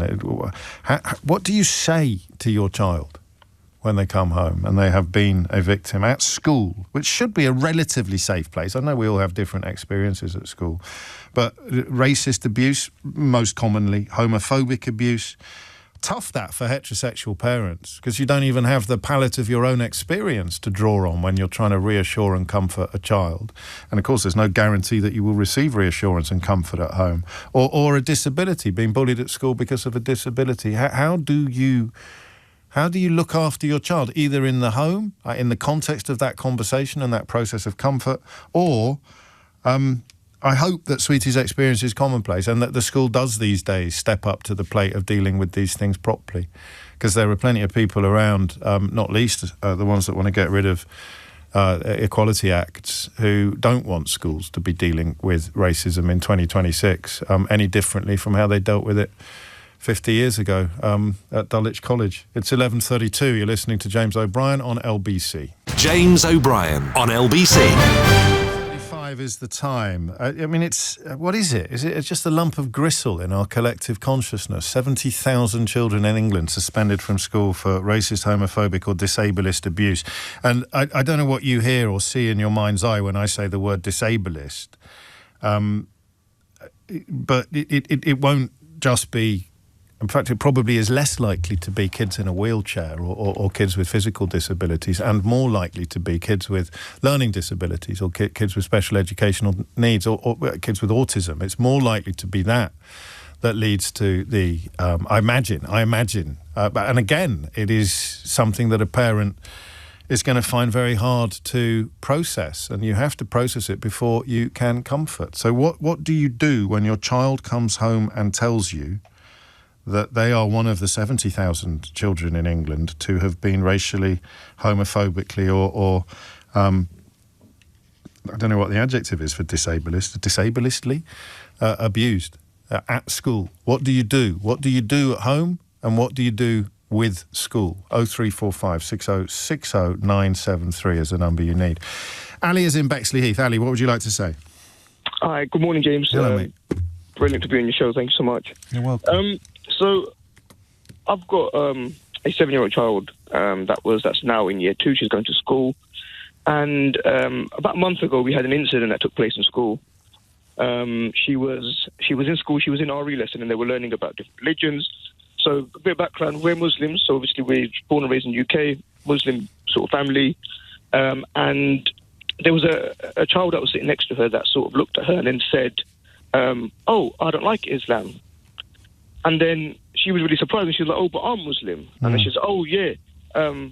First she said, "I don't like Muslims." And when my child said, "Oh, well, I'm Muslim," she's like, "Oh, I don't like Islam." Okay. And she was really confused and didn't know what to do. So obviously she didn't report nothing at the time to the teacher. She just came home really confused, and then she spoke to us. Can I ask what she said? Can you remember what words she used to articulate what had happened to her? So she came home and then she said, "Mum." So we was having dinner at the time. Yeah. And she said, and she just looked. We can tell when something's wrong with her. She sort of has she's really a lively and happy and mischievous child. And this time around, she was just sitting there a little bit quiet. Yeah. I said, "Is everything all right?" And then she said, she goes, "Oh no." She goes, "Something happened at school today." I said, "What happened?" She goes, "Oh, one of my," she said her name, and she said she was she said something horrible to me. I said, "Oh, what did she say?" And then she said, "Oh, she said she doesn't like Muslims," when we were learning about just stop there. Islam in school. Just stop there. What did you feel at that point, at that moment? to be fair, it was disheartening, disappointing, sad, because the area that I grew up in is sort of, there has been a history of sort of racism within the area. Unfortunately, when I was younger, I suffered it quite a bit myself. Yeah. Did you think things had got better? Or did things get better for a while? I think there was a period of time when things had got a lot better. These sort of comments, things wasn't happening, and I genuinely thought we'd sort of turned a corner, and we were going towards a society that was going to be respectful of everybody, that's going to be tolerant, understanding. We were getting there, weren't we? But these things are always just in abeyance. I think I understand now. They're always just waiting to crawl back out of the darkness, aren't they, when an opportunity presents itself? So what did you say? Who led the conversation now, you or your wife? Or did you do it? It was mainly me, because my wife's from a different part of London, so she grew up in a different part of London. Okay. So she's been in a very diverse area, so obviously she's not really had that experience in her life. Oh, down with diversity, eh? Go on. What did you say to her? What did you say to your girl? So, I mean, the only thing I could do was I sort of sat her down and I said to her, look, don't be disheartened, don't be upset. Sometimes people don't really understand, they don't really know what they're saying, and things do happen. You've just got to sort of obviously make sure things do happen. You always let mummy and daddy know. You always tell your teachers. Obviously, she hadn't reported anything to a teacher at the time because she didn't know. She didn't understand what happened because it was the first time it's ever happened to her. Sure, she's 7, so right? She's 7 years old. 7 years old, yeah. Oh, mate. Did you tell the school? We did, yeah. So my wife went in the next day, spoke to the school teacher. She was absolutely appalled, really apologetic, trying to be really supportive. They then did sort of tell the lead teacher who was sort of in charge of this type of behaviour. And for a week, everything just went quiet. Nothing happened. We didn't hear anything back. So my wife sort of had to chase it back with her class teacher again, saying, "Hey, look, just let you know we've not heard anything. We don't know what's happened." And then she was like, "Oh my God!" She goes, "I left it to her thinking she would have dealt with it." And we're like, "Well, we've not heard anything." So then the teacher goes, "Look, let me chase it up." So she's had to then chase it up, and then they've had to sort of eventually they got round to giving us a call again and just updating us on the situation. Okay. I mean, the really heartbreaking thing here is that class is designed to diffuse precisely the ignorance that was displayed by your little girl's classmate, isn't it? And yet one imagines that working on the, I think, almost irresistible presumption that she's picked up this attitude at home, one imagines that her parents would be precisely the sort of people to object to their daughter being taught about Islam. Yeah, I mean, look, you can't win, obviously, can you? You can't. And it's both sad and upsetting because the thought that went into my head is, as a 7-year-old, there should be no way where you're 7 and you're thinking, I don't like a religion, a people, a race, whatever it might be. You just don't have that information. Well, how are you making these lines? Nobody's born like that, are they? Absolutely not. What did you say to her about? Because the hardest thing as a parent, and I don't think I ever had to do this, is that you want them not to be hurt, but you know what's been done is hurtful. So you can't. I mean, I don't know how you ride both of those horses at the same time. I want to make my daughter feel better, but I don't want to tell her that this doesn't matter because it does. How do you do that, man? I think a lot of what I can do is just take it from my own experience when I was younger. So when I was younger, my parents, I mean, for my parents it's different. Obviously, they were an immigrant family, so it came over back in the 60s. Yeah. And for me, it was, my parents were sort of, again, one of your previous callers mentioned, she was told that she had to sort of work harder. I had a similar type of upbringing, similar sort of lessons told to me when I was younger. My parents telling me, look, you're going to have to work double as hard, you're going to have to work, twice as hard as everybody else, you're going to have to make sure you're putting in the extra effort. That isn't something I wanted to say to my daughter. Right. Because I wanted her to feel that she has just as much right and just as much chance as anybody else that's out there. And it's merit that people sort of progress on and not because you're working twice as hard as somebody else. Of course. But you're having to address now the fact that she's going to be judged differently by elements of the society that she lived in. Yep. Because she's already experiencing it at 7. That's correct. You're right. Yeah. That's bad, man. Well done. It sounds to me like you handled it really well, but no one should have to. Do I need to ask you why you think it's happening? Do we just know? I think it's something that everybody knows. I mean, we can see how the media plays out. We can see how people's attitudes are changing, how people just sort of think it's now okay all of a sudden again to sort of, say these sort of things. Obviously, it's difficult when I was a child of that age. Like you said earlier on, it's difficult to sort of think anything beyond then the child's obviously hearing conversations at home, and that's obviously where they're picking it up from, which is obviously the most upsetting thing. Yeah, it is, and where the people at home are picking it up is no longer even close to a mystery. It's not just all over their social media; it's all over their daily newspapers and even their sort of favourite radio programmes. 11:43 is the time. You're listening to James O'Brien on LBC. 70,000 incidents in England of school children being suspended for racist, homophobic or disableist abuse. What do you do if it's your child? On either end of that process, I probably shouldn't have been quite as dismissive of the possibility of you ringing up to tell me that your child was the bully, because you are mortified, absolutely broken by the knowledge. But you also have a challenge like Ali's, which is to help your child through a horrible experience, albeit that natural sympathy is going to lie a lot more with the victim than it does with the perpetrator. Lynn is in Sutton. Lynn, what made you pick up the phone? I picked up the phone because I've got a 6-year-old granddaughter who went to school, and one of her classmates turned around and said she wasn't going to play with her because she had brown skin. At 6? At 6. How did you find out? She told her mum first, did she, and her mum told you? Yes, her mum got on the phone to me. She was absolutely mortified that at that age... well, at any age, but it just feels harsher, doesn't it? It's harder at 6 years old. 6 years old, yeah. I was absolutely gutted to think that another child could say that at that age. What happened? So what happened was my daughter got in contact with the school. The school then pulled the parents in, but it took a while. It wasn't sort of like the next day. It took about a week to organise a meeting. They had a talk with parents and they spoke to the child because the feeling was, where did the child get this sort of ideas from and language from to talk to another child in a school like it? And was Mum happy with how they dealt with it?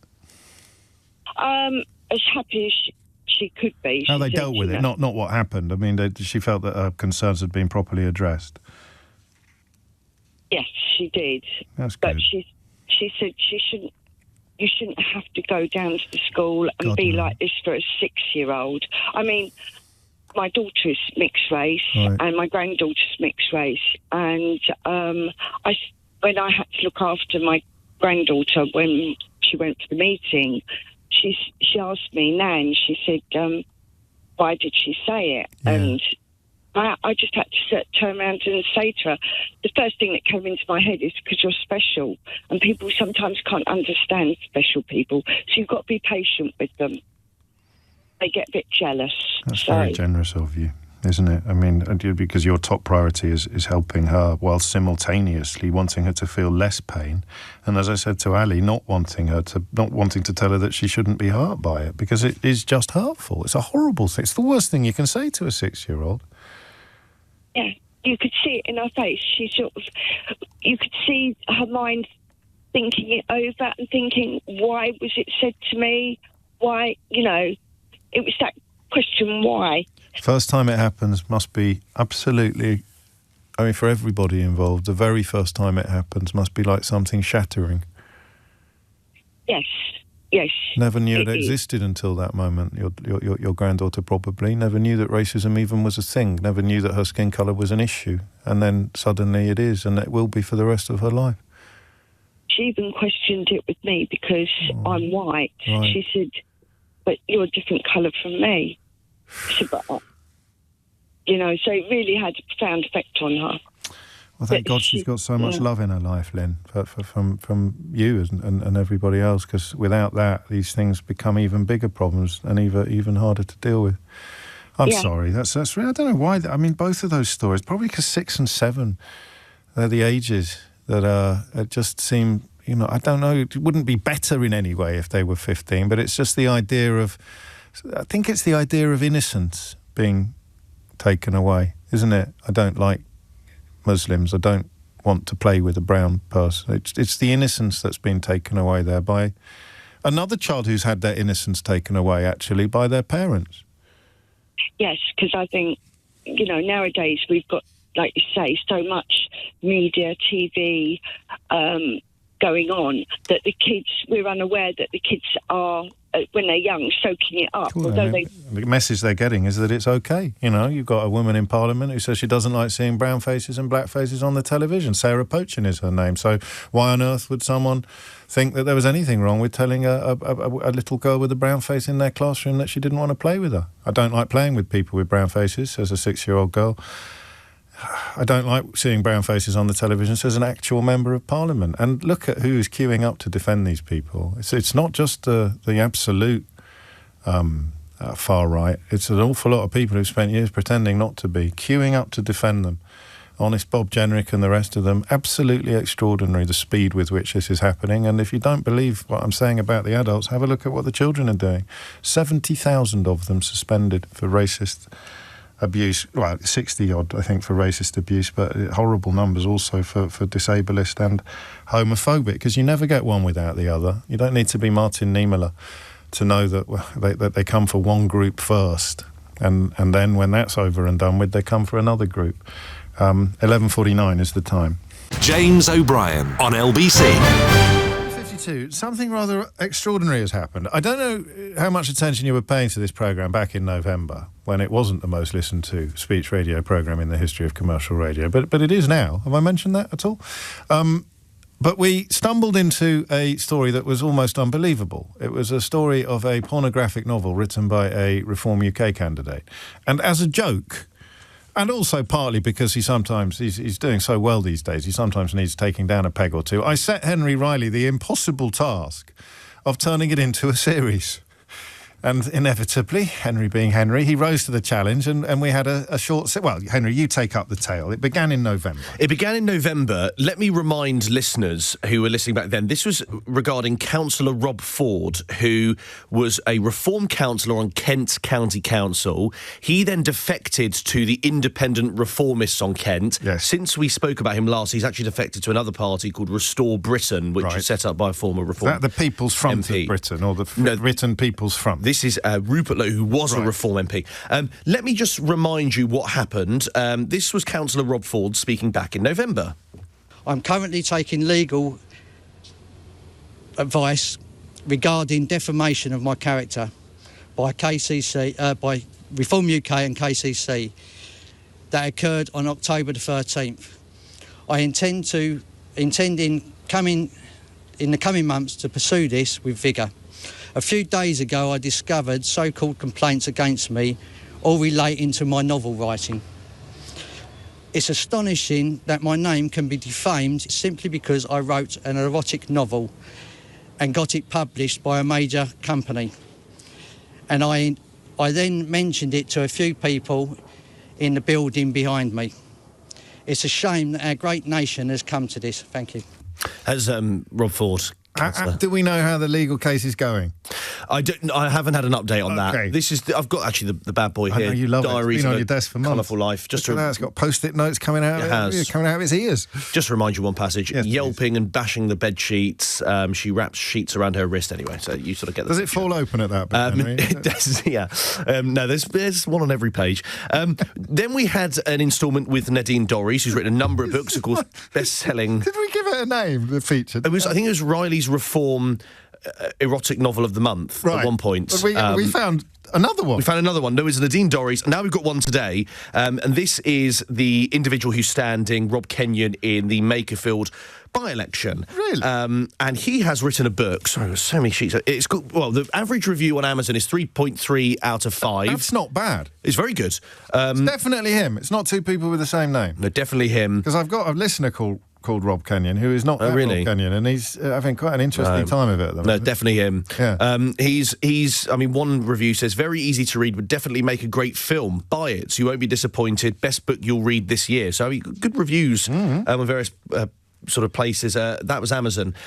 So he's written now a racy World War II novel, The Wigan Plumber. It's a 309-page book called The Blood Waltz. It was published on the 10th of July 2017.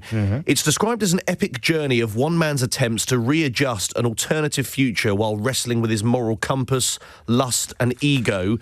and all the while practising the art of self-preservation. It follows the story of a World War II soldier who goes back to northern France, back in time, he discovers... in a time travel? I think, yes. Right. And I haven't had a chance to read the whole thing, I'll be honest. Whose side was he on? He's on the Allied front. Right.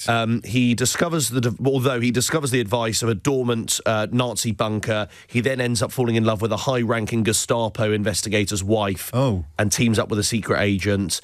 Anyway, you sort of get the rest. Let me tell you. Look, sorry. Give the people what they want. Yeah. Is it dirty?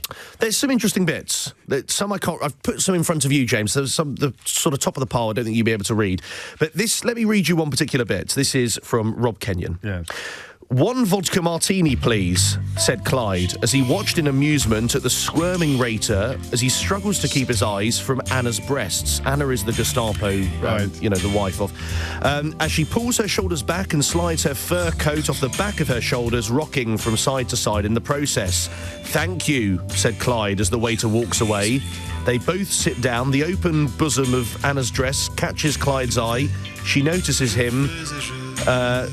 she notices, causing him to look away and then back to her face. And actually, the waiter comes back with a... Thanks, Keith. The waiter comes back with a vodka martini. And this sort of same repeats itself. Do we know why this is such a commonplace pastime for a certain type of politics? No, I don't know. And actually, if you read the Mirror review, it's. They say it's not just about sex and romance. There's a tension. It's got Nazis in it. Different sorts of way. It does feature. There's a letter from Adolf Hitler in there. Excellent. I very much enjoyed this book. I'd urge as many people as possible to buy it and encourage Mr. Kenyon to stop messing around with sort of current professions. Forget Westminster. Pick up the pen because it's very good. One more. I say one more. There's quite a few. Let's go to page 103. 309 pages in total. Anna shakes her head, knowing that the last time they went out, they ended up sleeping together and she was married. She'd felt rotten inside every time Captain Jaeger had looked at her in the eye for the following few weeks after it and didn't want to go through it again, even if she did have a soft spot for Clyde, and was struggling to hide that fact. "I'm sorry, I can't." Anna turns to walk away, but looks out the corner of her eye, secretly wanting Clyde to chase after her and convince her to go. She was playing hard to get. That's another passage. He's been very rude about English women, but he seems strangely dewy-eyed about Nazi brides. Another one here. The waiter serves Clyde his a lot of drinks. Waiter serves Clyde his drink, and then picks up 3 wine bottles and an empty bottle of brandy, and then walks away. Clyde looks at Anna, who starts giggling. Anna leads forward and smiles at him whilst playing with her hair. Clyde looks at Anna, and his expression changes to a more serious one. He leans into Anna, and they kiss. Clyde holds Anna's face with both hands as she rubs her hand up the back of his head, ruffling his hair as she does. He's clearly a Streets fan. You know that track by the Streets? I do, but what's that? I was watching a programme on ITV the other night. She's well into you if she's playing with her hair or something like that. Oh, really? Do you remember that? No, vaguely. Okay. More Genesis, man. Even though we've been doing Riley's Reform Roundup. Close. Yeah. You probably still have to go through the motions. I do. And I'll tell you exactly who's standing. The only other thing I did want to add, James, is I need to tell you what Reform say. And they said, we're delighted with the Mirror's fulsome endorsement of Rob's book. With their support, don't know what fulsome means, do they? But anyway, carry on. With their supports, we hope to see queues outside bookshops in Wigan very soon. Marvellous. I'm not advertising it, but I did buy it from Amazon for 99p. Good news if you've got Kindle Unlimited. Kids need shoes. Any apology for Carol Vorderman yet?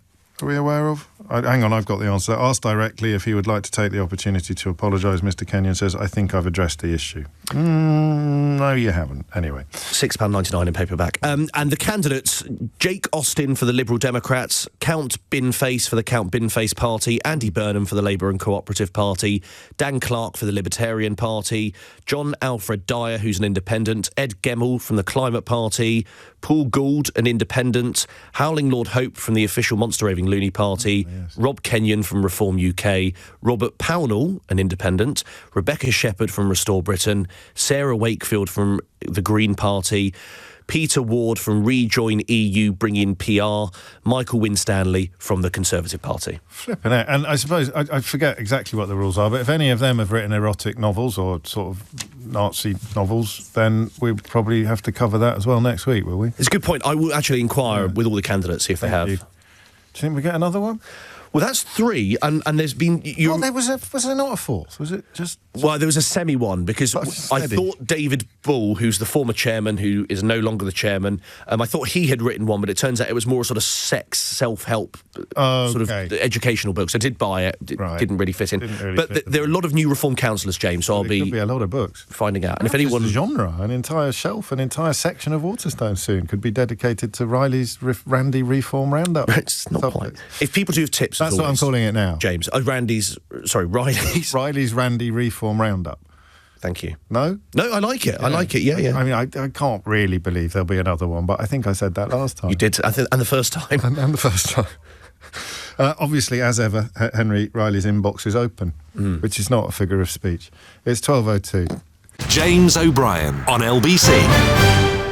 6 minutes after 12. You are listening to James O'Brien on LBC.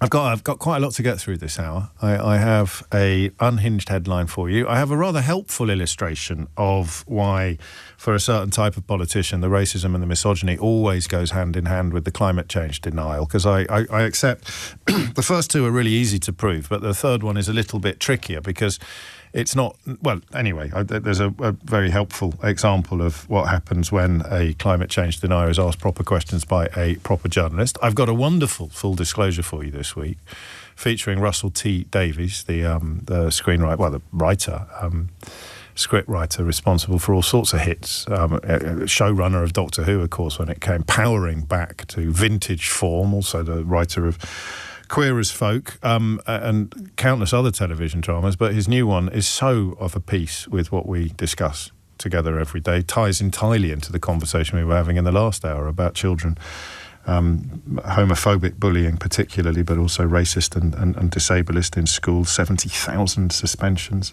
according to the latest research for that type of behaviour, so we'll have a little listen to that. And I thought, given that homophobic abuse is part of the story we discussed in the last hour, we'd catch up with events surrounding Durham Pride after the council up in Durham elected to remove the relatively small amount of funding they provided to the Gay Pride Festival in Durham, and that story has a rather happy ending, which I thought we would want to hear a little bit more about later as well. So lots to get through. And I'm doing a classic JOB Friday at 12 topic next. So sort of uplifting and vaguely cultural. Is that catchy, Keith? Uplifting and vaguely... Can we get a jingle? It's uplifting and vaguely cultural. No. Uplifting and vaguely cultural. It's uplifting and vaguely cultural. Yes, you need to... It's about musical instruments. Learning a musical instrument could prevent brain rot and boost concentration in young people glued to social media, according to new research. And it struck me that it's not, I don't think, something we've ever talked about before. 268 participants, aged 8 to 34, were examined by the British Journal of Psychology. They were split into two groups, musicians and non-musicians. To make the comparison as fair as possible, the groups were closely matched on factors such as age, socio-economic status, personality traits, exercise levels, and time spent playing video games. That's a wonderful new addition to the category of social matches and factors, time spent playing video games. And then you'll see why in a minute. They were asked to complete computer-based tasks designed to test their attention spans. And in the main task, participants had to watch a screen and decide whether a central arrow pointed left or right while ignoring all the distracting arrows around it. If you had formal musical training, you were faster to respond and showed fewer lapses in attention. So if you're worried about your children being distracted by all of the things that they are distracted by, social media, video games and all the rest of it, and I guess prevention is better than cure, or you want to ameliorate, is that the right word? That's a great word. You want to ameliorate the impacts of this, then learning a musical instrument would be one of the best ways to undo some of the damage that's done by some of the other distractions. I love that. And it struck me that learning a musical instrument, if it can help stave off brain rot and can enhance concentration, it can improve your attention span, then there are almost certainly other benefits to it as well. And I want to have a proper look at this. These things matter, you know. It's amazing when somebody tells me that do you know the most powerful thing I've ever heard from you? When I'm out and about in the wild, and you tell me that a show has had a profound impact on your life. I met a lovely couple a couple of years ago who had gone down the adoption path, partly as a consequence of listening to me talk about adoption on this programme, and they sought me out to tell me, and I bumped into them a couple of times at events, and that just isn't. I'm mentioning that not because I'm in the story, but because you are. It is sometimes the case that people will listen to something on the radio, and it will just sow a little seed somewhere in the back of their mind. Somebody today may have come up with, or may one day need to lean on things they've learned about how to deal with a child, how to help a child who's being bullied.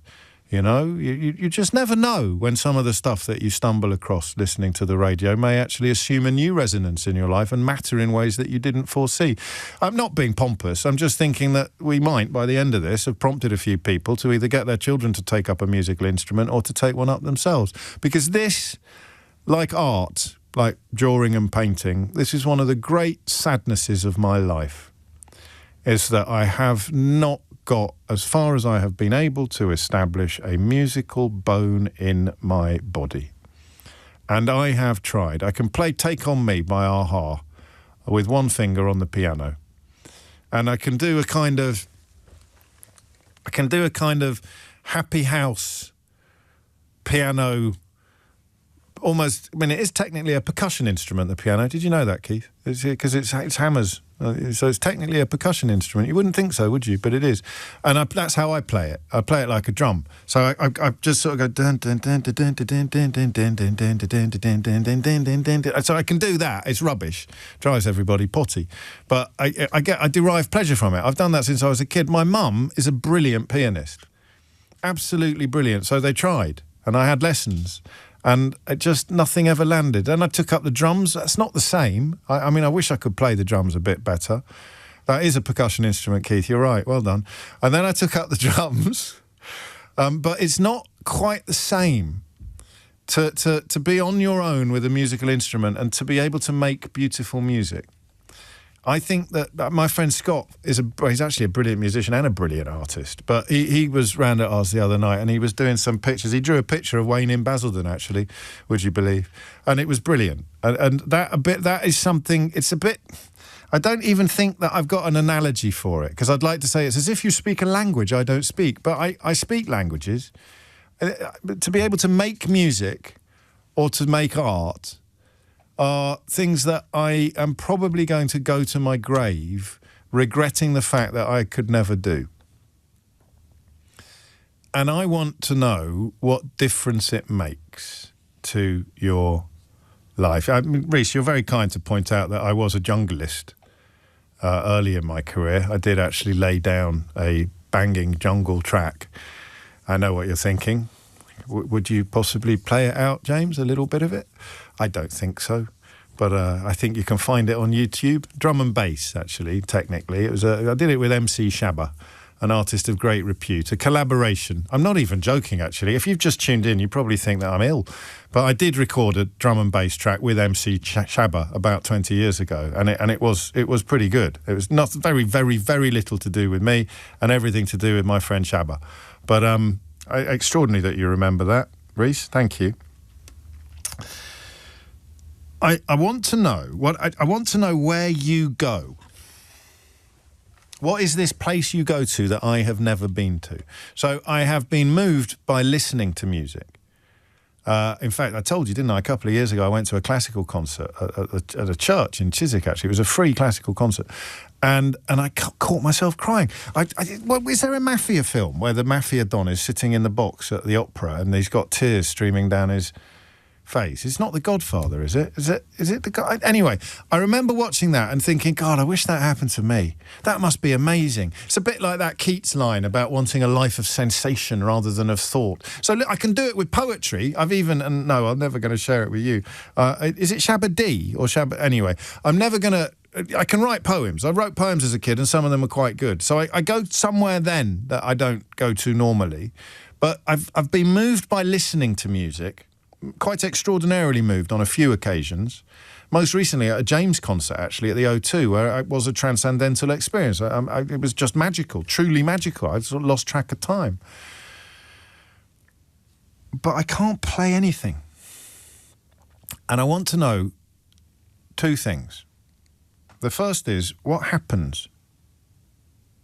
This isn't your typical radio phone-in topic, but what happens when you're playing something? When you're good and you play something beautiful, what happens? 0345 6060 973 is the number you need. It's in the Untouchables, I think. You're right, actually. Or Godfather Part 3. There's a bit of a dispute going on. Or possibly Pretty Woman. I should never have asked, should I? Honestly, you people, I can't trust you with anything. What happens? What? I haven't got a better question. That's what I want you to tell me. I know it sounds a bit daft, but it's a bit like, I don't know, driving a car really fast. Is it like driving a car really fast? Douglas Adams has this line. The late, great, magnificent Douglas Adams. And my friend Alistair Barry, the comedian, who you must go and see if you ever get the chance, he quotes this a lot, or at least he introduced me to it. And when he's on stage and his jokes are just landing like blossom on a beautiful day, his jokes are just hitting all his marks. And I get it on the radio sometimes as well. And Douglas Adams described it as throwing yourself at the ground and missing. You just soar off into the stratosphere. You're flying. Do you ever fly in your dreams? Do you remember? Do you ever fly in your dreams? It's just the most amazing thing. And sometimes art can sort of create a similar feeling. When you're listening to, you just throw yourself at the ground and you miss. And you're off. And you lose track of time, and you lose track of space, and you lose track of everything. And it's never happened to me because I can't play a musical instrument. Is that so? What happens to you? 0345 6060 973. But I want to bring class into this as well, because I always want to bring class into it, and indeed education. And I suspect that so my mum came from a musical family. My great-grandfather played the flute for Queen Victoria, or my great-great-grandfather played the flute for Queen Victoria. And musical instruments and musical performance were 100 years ago, by absolutely no stretch of the imagination, a middle-class preserve. You know, it would, because you didn't have recorded music, so you had to make your own. You see it in Ireland still. Everywhere you go in Ireland, there's live music being performed. But think about it.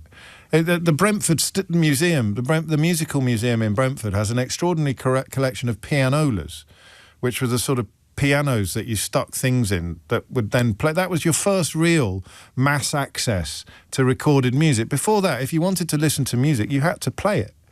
The market, I know this is bleeding obvious to some people, but it might not be bleeding obvious to everyone. The market for sheet music was huge. Sheet music would be bought like a good Gershwin or a Cole Porter. Sheet music would be bought like today we would download Spotify. Well, not even download. We'd stream stuff off Spotify. So all the time, throughout almost all of human history, performing music has not been extraordinary or exceptional or exclusive to the educated classes or the wealthy. Performing and playing music has been bog standard, commonplace, common as muck. Performing music, and somehow, somewhere, over the course of the last 100 years in this country, I don't know what it's like elsewhere, but somewhere it's something else that's been taken away from ordinary people. Is musical performance. You used to get free school instruments when my kids were at primary school. We still Martha, who's producing the programme today, got given a trumpet by the local, what would be the local education authority. When my kids were at primary school, came home with a violin that had London Borough of Hounslow stamped on the case. They were just at the back end of a process that used to be much, much more widespread than it is now. Probably Michael Gove, was it, who took them all away? If only it rhymed with something, and then he could be haunted for the rest of his life by the musical instrument equivalent of Margaret Thatcher Milk Snatcher. But nothing rhymes with violin, does it? Or with Gove, except Cove. That is the second element of the conversation I want to have with you now. I want you to tell me about the difference a musical instrument made in a life, your life, that wasn't rarefied or privileged. So were you 10 today, you probably wouldn't have been able to take up or play the violin. What difference did the musical instrument make to your life? And what happens when you are on it? Just there. And those two questions take us towards the question of why we think learning a musical instrument would just make every aspect of your life better. Today, most obviously, concentration, attention span, and the staving off of so-called brain rot. Reintroducing, revivifying your ability to concentrate. The number you need, as always, is 0345 6060 973. Oh, go on then. Is it ever too late? Is it ever too late? Could you still... What would be the best... If you wanted to be able to make beautiful music and you're not very good and you're quite lazy, what would be the instrument that you play? And you're not allowed to say the kazoo. It's 12:21. James O'Brien on LBC. Dave, James, you're talking about my world, and yes, Gove did wreck much of it. It's a magical, and genuinely, I could teach you. I'm not far from kiddie, and I teach adults older than you who've never played a thing. Sometimes I see the impact and it makes me tearful. That's what I mean. That's what I mean. Unfortunately, Dave, I know I talk about Kidderminster a lot, but I don't actually live there. I haven't done for some time. In fact, I haven't done since 1990, would you believe? So I need someone in Brentford who can teach me how to play the bagpipes. Johnny's in Bromley. Johnny, what made you pick up the phone? Oh, hi, James. Just want to say I've listened kind of since the Brexit days, and I listen every single day just to help me understand Brexit, because I really didn't understand it.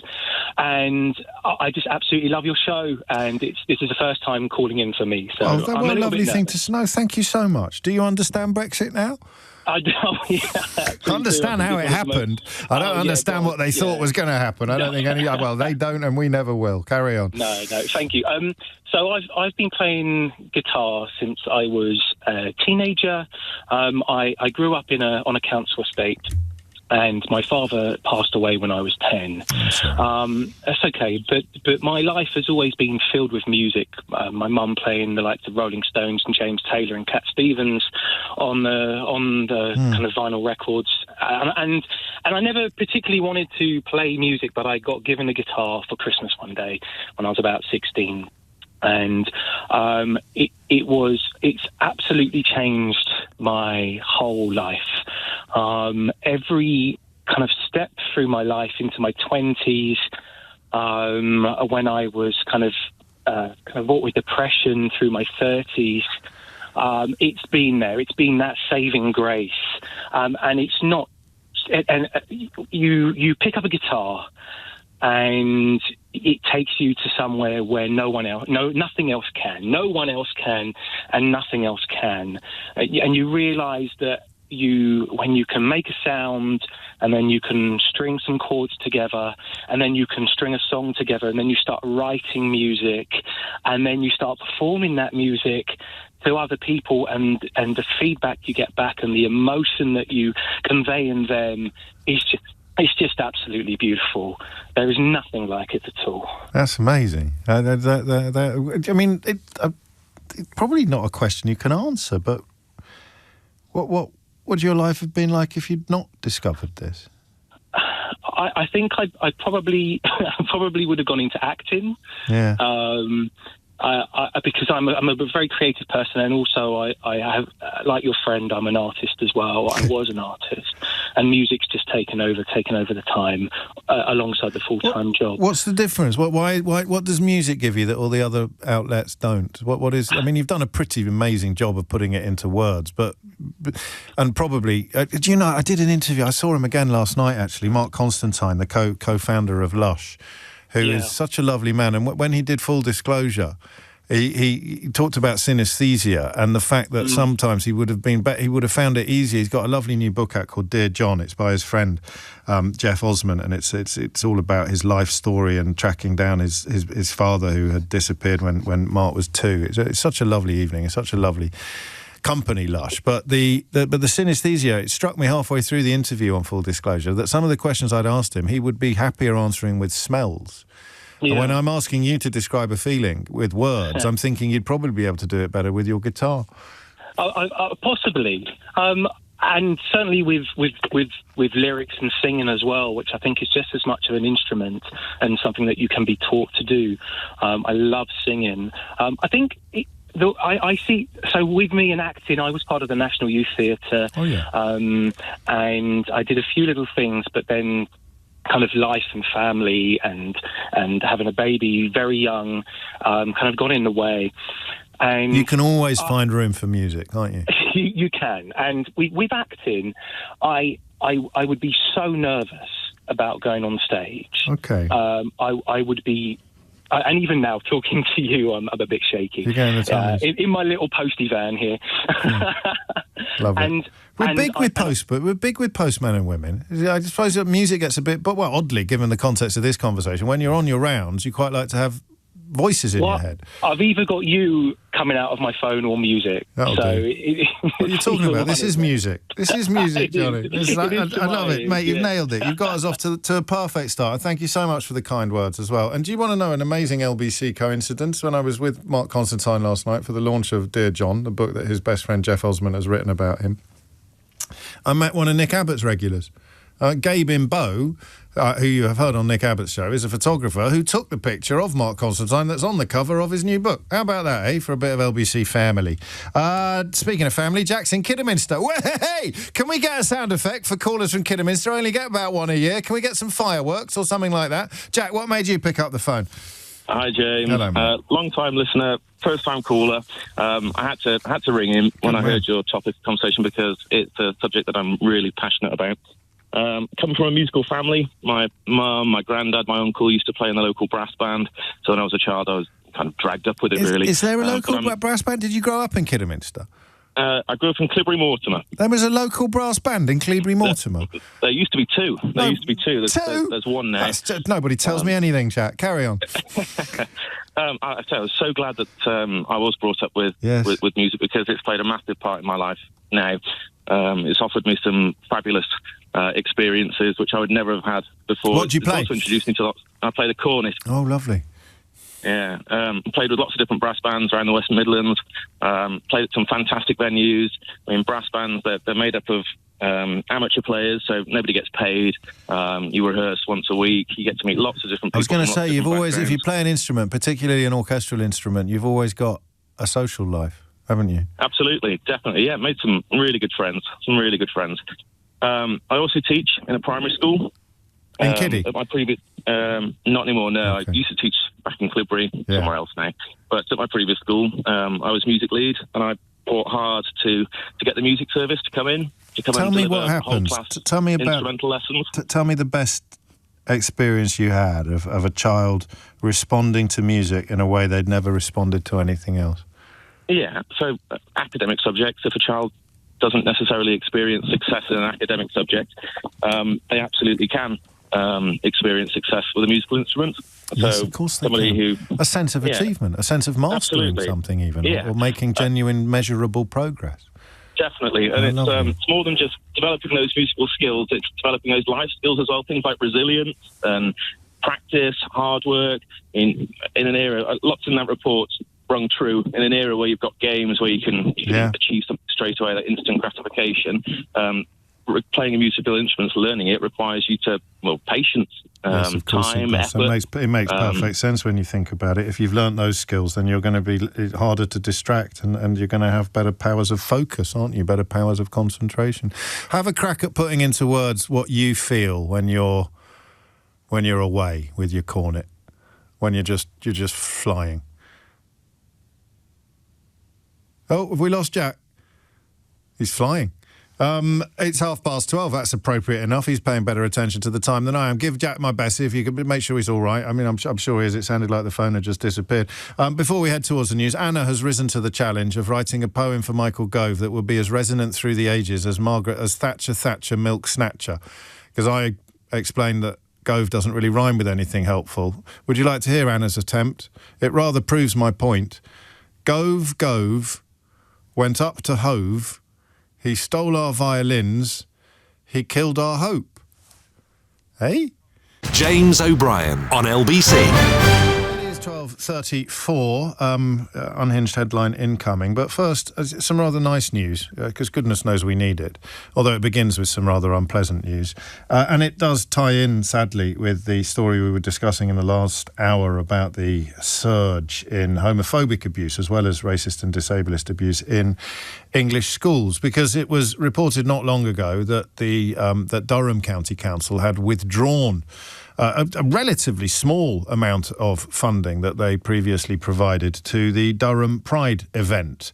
And, you know, things being what they are these days, it potentially put the entire project under threat. But happily, there is a joyful resolution. And Dominic Bascombe, who's the regional official for North East Yorkshire and Humber for the Performers Union Equity, joins me with the good news. Dominic, what happened next? Well, James, really delighted to say that Equity and a number of other trade unions, colleagues as well, chipped in. We said we're not going to let Durham Pride disappear. We dug deep and we have, you know, more than made up for the shortfall from Durham County Council, but also means that this year's Pride is likely to be the biggest and best ever. So the show must go on, and the show is going on, Dominic.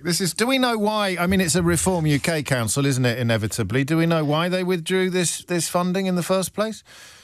I think they kind of made a rationale that they wanted to better spend the money that was being put for Pride on other residents' concerns. Now, as you pointed out as well, we're talking a very small amount. It was £2,500 from the budget that they had of £1 billion. When is the £2,500 out of £1 billion? Yes. Hang on, Keith. What's the percentage? Can you do it? What's £2,500 over £1 billion? So it's a very small amount, apparently. Very small. It's a very small amount. It is a tiny amount. I mean, we're talking, you know, there was support from some councillors who's, you know, giving funds from their personal fund that they had as well. Oh. But it's ridiculous that they thought they were going to end it. But really, it was to stop it. It's an attack on Pride events taking place. And we all thought, this can't be right. We can't allow this to happen. When is it?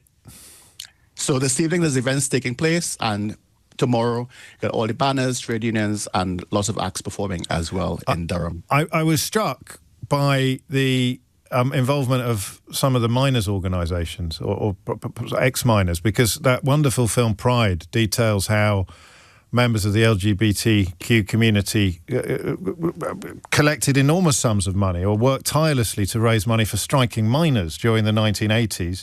And this was an opportunity for members of the mining communities in the northeast of England to return the favour. That was a particularly uplifting moment. Exactly. And it very much shows, if you like, how everyone is going to support each other. People are going to, we stood by them, they stood by us. The idea is we're a community of people, and we're going to ignore these attacks from the Reform Council and say, look, we're all together in this. We're going to support each other, and we're going to be out there. All under the auspices of the Trades Union Congress as well. Dominic, thank you. Happy Pride. And if you're in the North East, get yourself over to Durham for those celebrations. It's such a joyous occasion. I stumbled into it when I was quite new to London. And I thought I was in Rio de Janeiro. It was just a wonderful experience. And then a few years later, I was there, and I saw something at Pride that I'll never forget. I saw a double-decker bus, an open-top bus, go past with the Pride veterans on it. Not military veterans, although they're well represented sometimes as well, but men in particular on a bus driving through London who would have been jailed when they were young for their sex lives. And, you know, we talk a lot about moving backwards as a society and the conversation about bullying and some of the politics that is returning to public discourse are dispiriting and depressing. But these things are always temporary. Goodness always comes back round again until it doesn't. And the idea that you could have been criminalised for your sexuality and then within the same life cycle, within the same lifetime, you could be weaving through the best city in the world on an open-top bus with people dancing and cheering around you. Just that, it's always stayed with me. It's a lovely thing. So get yourself down there if you can. Back to the question of the music, the questions plural, of what it does and why we think that it would have such a beneficial effect on so many other areas of life. But I love the class element of the conversation as well. Nicholas is in Guildford. Nicholas, what would you like to say? Oh, hi, James. Hello, absolute pleasure to speak to you. A little bit nervous. It's only me. It's only me. So So felt like I had to call in because I'm 40 years old. I've been playing music since I was 4, and it's so much a part of my life that I cannot remember ever not playing. And I honestly feel like everything I have in my life that is good and worth having, I have because of playing music since I was a child. Really? Yeah. It's a mad thing, isn't it, that you either are, as you say, I mean, not necessarily immersed in it, but it's an intrinsic part of who you are, absolutely baked into your sense of self. Or, like me, you just sort of sit on the sidelines wistfully wondering what life would be like if you could get a tune out of any old instrument. I mean, the one thing I'd say is, like, listening to you earlier saying you don't have a musical bone in your body. I've been a teacher for years, worked with hundreds of children, and I wouldn't say that about any child I've ever worked with, that they don't have a musical bone. You know, even children with severe learning difficulties or mental health. Well, I mean, I could play London's Burning on the recorder, but I couldn't play Greensleeves. So that was, I mean, I don't know if that's helpful to you. I could master London's Burning, but Greensleeves, which was what I really wanted to play, that was a bridge too far for me. Do you mind if I just share one story? No, of course Probably not. the most special story I have from a student I was teaching, an 11-year-old girl. It's really quite something. She had I was teaching her and her 2 sisters, and I think she had a brother as well, and they lost their mum a few years before sort of I started teaching them. And their dad was around and looking after them, but, right. you know... but they missed their mum. Yeah, exactly. And she asked, when I asked her, what song do you want to do? She was a singer. This is the eldest of the 4. She said, I would like to do, what's it called, by Bruno Mars, you know, When I See Your Face, that one. Yes. But she said, can I change the words and make it about my dad? Oh. And I was like, wow. And then so she did it, and it was like, because Dad, you're amazing. and she performed it in front of the whole school with her dad there, like he didn't know this was going to happen. He was there front and centre with his smartphone. And at the end, you know, just broke down in tears, and they had a hug, and the whole school applauded. It was incredible. That's absolutely lovely, isn't it? And I mean, I don't think that... I don't want to annoy anybody, but I don't think it would have reached the same parts if she'd read out a poem or if she'd... Do you know what I mean? There's something about a song and music that just goes to a place that nothing else goes to. No, absolutely. But it bypasses a lot of the rational, that's what it parts is. of our brain. It just gets right to the heart, like, in a way. I mean, it's other things, art, you know, literature for other people, but for me, that is the thing that just can get me straight away. Get it there. Yeah, I think it is, and that's why I'm so wistful. And I'm not challenging anybody to prove that I have a musical bone in my body. I've tried. It's just, I don't think ever going to happen for me. I've even tried the ukulele, which everyone says is really easy, but apparently not that easy. Nicholas, thank you. That's a lovely story.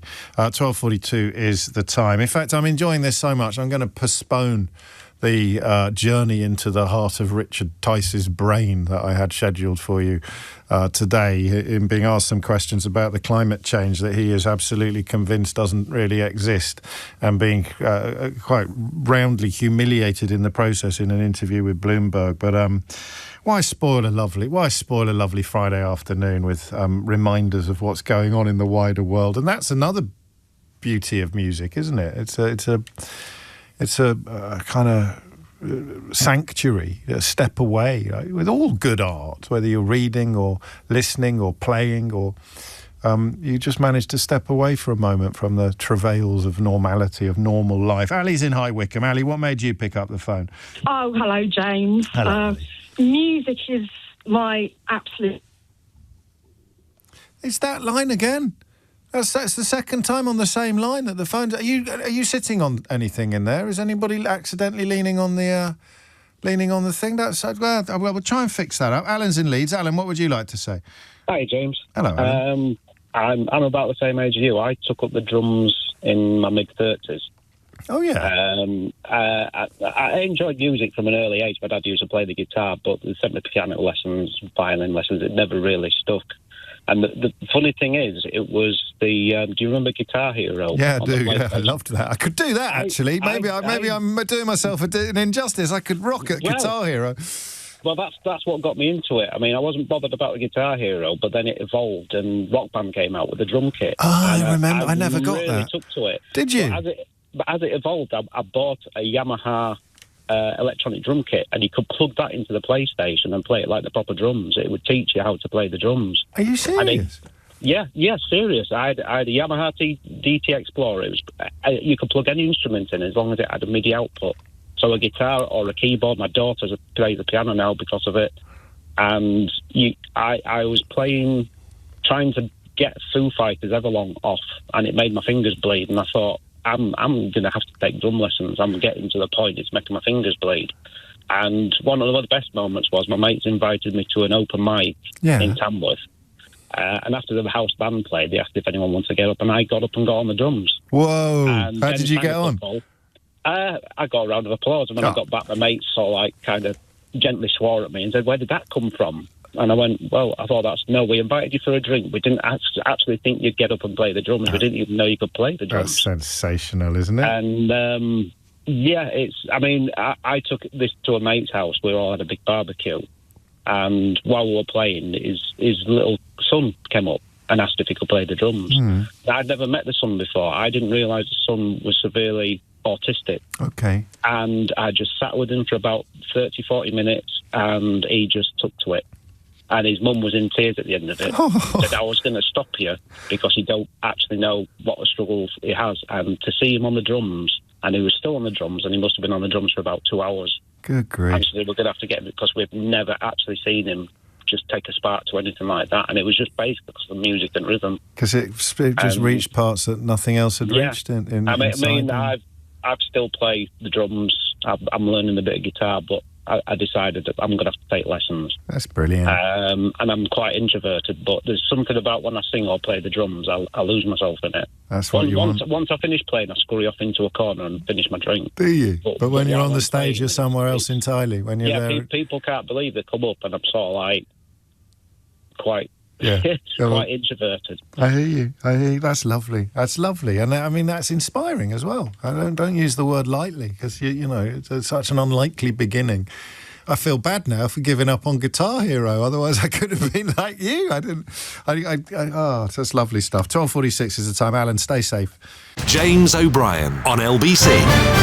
It's 12:49, and you are listening to James O'Brien on LBC. Little taste of my interview with Russell T. Davies coming up shortly. But before that, let me give you a heads up on his new show, Tiptoe, which I think premieres on Channel 4 on Sunday night. Just stick it in your diary.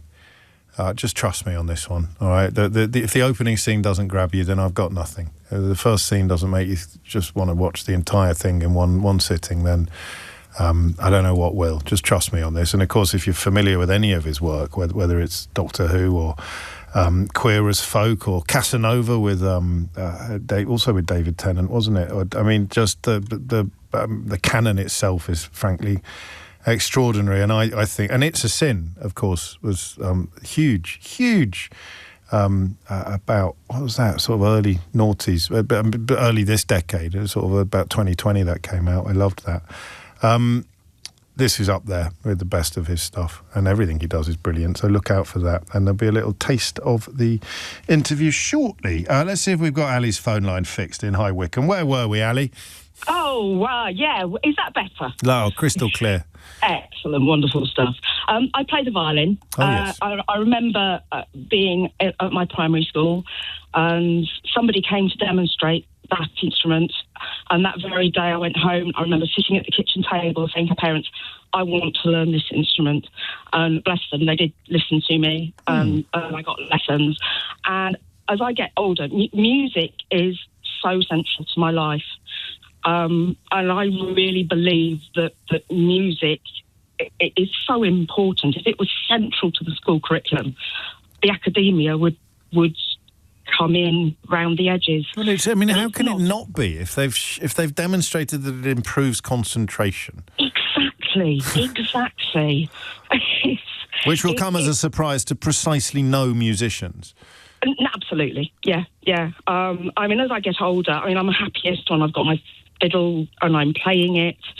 I play in an alternative folk band. What's alternative folk as opposed to folk? That's not a silly question. What? Yeah, you've got traditional folk, which is sort of songs that are sometimes hundreds of years old. Oh, okay. So would Catherine Priddy be alternative folk? Probably, actually. Okay. I think the net is thrown quite wide. Of course I think it you'll is. find that most rock musicians started playing folk. Yes. It's, Led Zeppelin and that kind of era was they're very folky roots. Absolutely, they really were. But I am happiest when I'm playing my fiddle. It's better than a drug. It's better than getting drunk. Don't say the other one. No, I won't. You never know who's listening. But it is. Okay, I believe you. You never know who's listening. Can you put it into words? Can you put into words where you are in your head, or not in your head, when you're just sort of flying? When I'm flying, I've just got a massive grin on my face when I'm up there on stage and I'm playing. And when you're playing with other musicians as well. You can only imagine what that's like. That must be magical. It is absolutely magical. And what you said about flying, it is exactly that. And when you can look out over the sea of faces as well, and you see people joining in, you see them happy, there needs to be that kind of joy in the world. More joy and clearer brains. I mean, what could possibly go wrong? So I think it'll never catch on. I think, and this is a point that I'm probably being a little bit glib about. If you put in the hours, if you put in an hour a day practice, you're going to get good, aren't you? Even if you're rubbish to start with, like me. Yes, or you'll at least get to the point where you can just play you're a tune. Happy doing it. You can play a tune. And there's lots of folk clubs out there that you can go along, and you don't have to be particularly sort of. It's a very chill community. It's a very chill community, the folk community. Chill community, and you go there and people have a go, and it's so important. And in Dublin, you can't go anywhere without stumbling across a fiddle. But in England, it's trickier. I think the lad in Cleobury Mortimer earlier, there's a Beardy Festival or some such up in Cleobury Mortimer every year, which a couple of people have mentioned to me. Thank you, Ali. That was lovely. Maybe it's the fiddle for me. Hey, diddly dee. It is first a little taste of the Russell T. Davies interview that I've conducted for this week's Full Disclosure. Incredible man. Tried to talk about everything he's done, but there wasn't enough room. Years and Years being another absolute classic. Career as Folk features an actress who broke my heart when I was 19. So off air, we had a little bit of a chat about her. Very fond. From both ends of the conversation. But, when you're just in the presence of genius, sometimes it's very tempting just to shut up and listen. Because you do your own comic strips. And this, I think, probably more at primary school than secondary school, they would become an event for other children in the class. The cartoons. No, secondary school. Was it as well? Yeah. Okay. It was when I could really start to draw. I mean, it's primary school, you just do splodges. Yes, of course. Secondary school, I was properly doing cartoons. So they get passed around and the teachers would read them when they go into the school magazine. There was caricatures of the teachers in there. Yeah. What would they be about? They were kind of like Doctor Who-y adventures, but much more cartoon strip. They weren't proper Marvel type comics. They were more Asterix. I loved Asterix. I still love Asterix to this day. Much more cartoony, much more knockabout. So Doctor Who was there from the very, very start. Yeah. Absolutely. Literally one of my first memories of seeing William Hartnell regenerate. I had no idea what was happening, but that's missing from the archives, but it's there in my head. I've got it. I literally remember it. It's actually missing from the archives? Yeah. That episode's gone. They think someone nicked it. It was sent to Blue Peter once to them to make some clips, and it was never sent back. Just amazing, isn't it? Someone put it in their bag and walked out. So that was that. I mean, because obviously it's a show with which you are very strongly associated. Yeah. But it was. This is what I meant at the beginning by saying there's so much that appears to have been preparation for only the life that you could have led. Yes. Do you know I read a thing once that said, and it might not be true, but it's fascinating, that you will have had every idea you will ever have by the age of 16. Whoa. And you spend the rest of your life coming to terms with that. And that's interesting. That is interesting. Do you think that's true, Keith? You've had every idea you've ever had by the age of 16. I don't know about that. I hope not. Pete's in Sutton. Pete, what made you pick up the phone? Oh, hi, James. Hey, I'm one of your biggest fans. You're very kind, thank you. I've listened for years beyond Brexit, before Brexit, but this is the first time I've really needed to call you because this is so important to me. Oh. So I was given the opportunity to play an instrument when I was 9 years old, and I studied the trombone. Now, my mum and dad weren't musical, but my uncle was. He played the trumpet, and I wanted to play the trumpet really, but I was told my teacher said that I had the longest arms at the time, so I got the trombone. Because you had the longest arms? Apparently. That's fantastic. I had the longest arms. That were 3 kids that were trying to play an instrument. Anyway, so music for me has basically, I think, has really saved my life, because I had quite a challenging childhood. My mother died in quite tragic circumstances when I was 13. Okay. And having music absolutely was the thing that kept me going. I went to comprehensive school, which probably wasn't the best, but I had the best 2 music teachers. They both passed now, but they were just wonderful guys, Mr. Preston and Mr. Skinner. And we had this was in the IDA. So the Inner London Educational Authority, and we had things like the London School Symphony Orchestra, the Centre for Young Musicians. I mean, God, it was just amazing. I mean, met so many people, have made so many friends over my life through that. And, that's magnificent.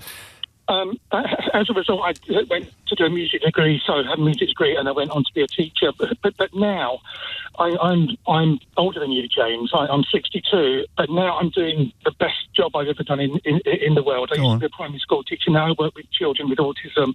They have EHCPs, and I know that I'm doing such wonderful things for these kids because the music that we're giving them.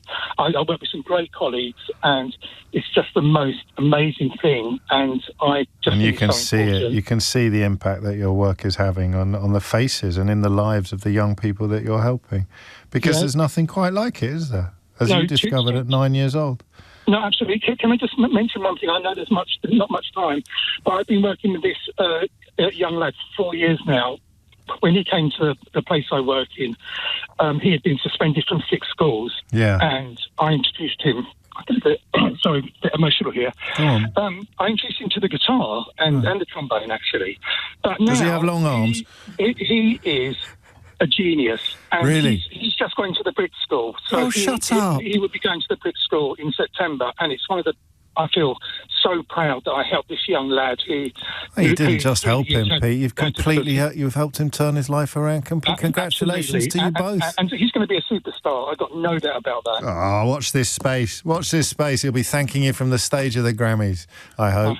Soon. It is the Grammys, isn't it? That's the music, or the Brits.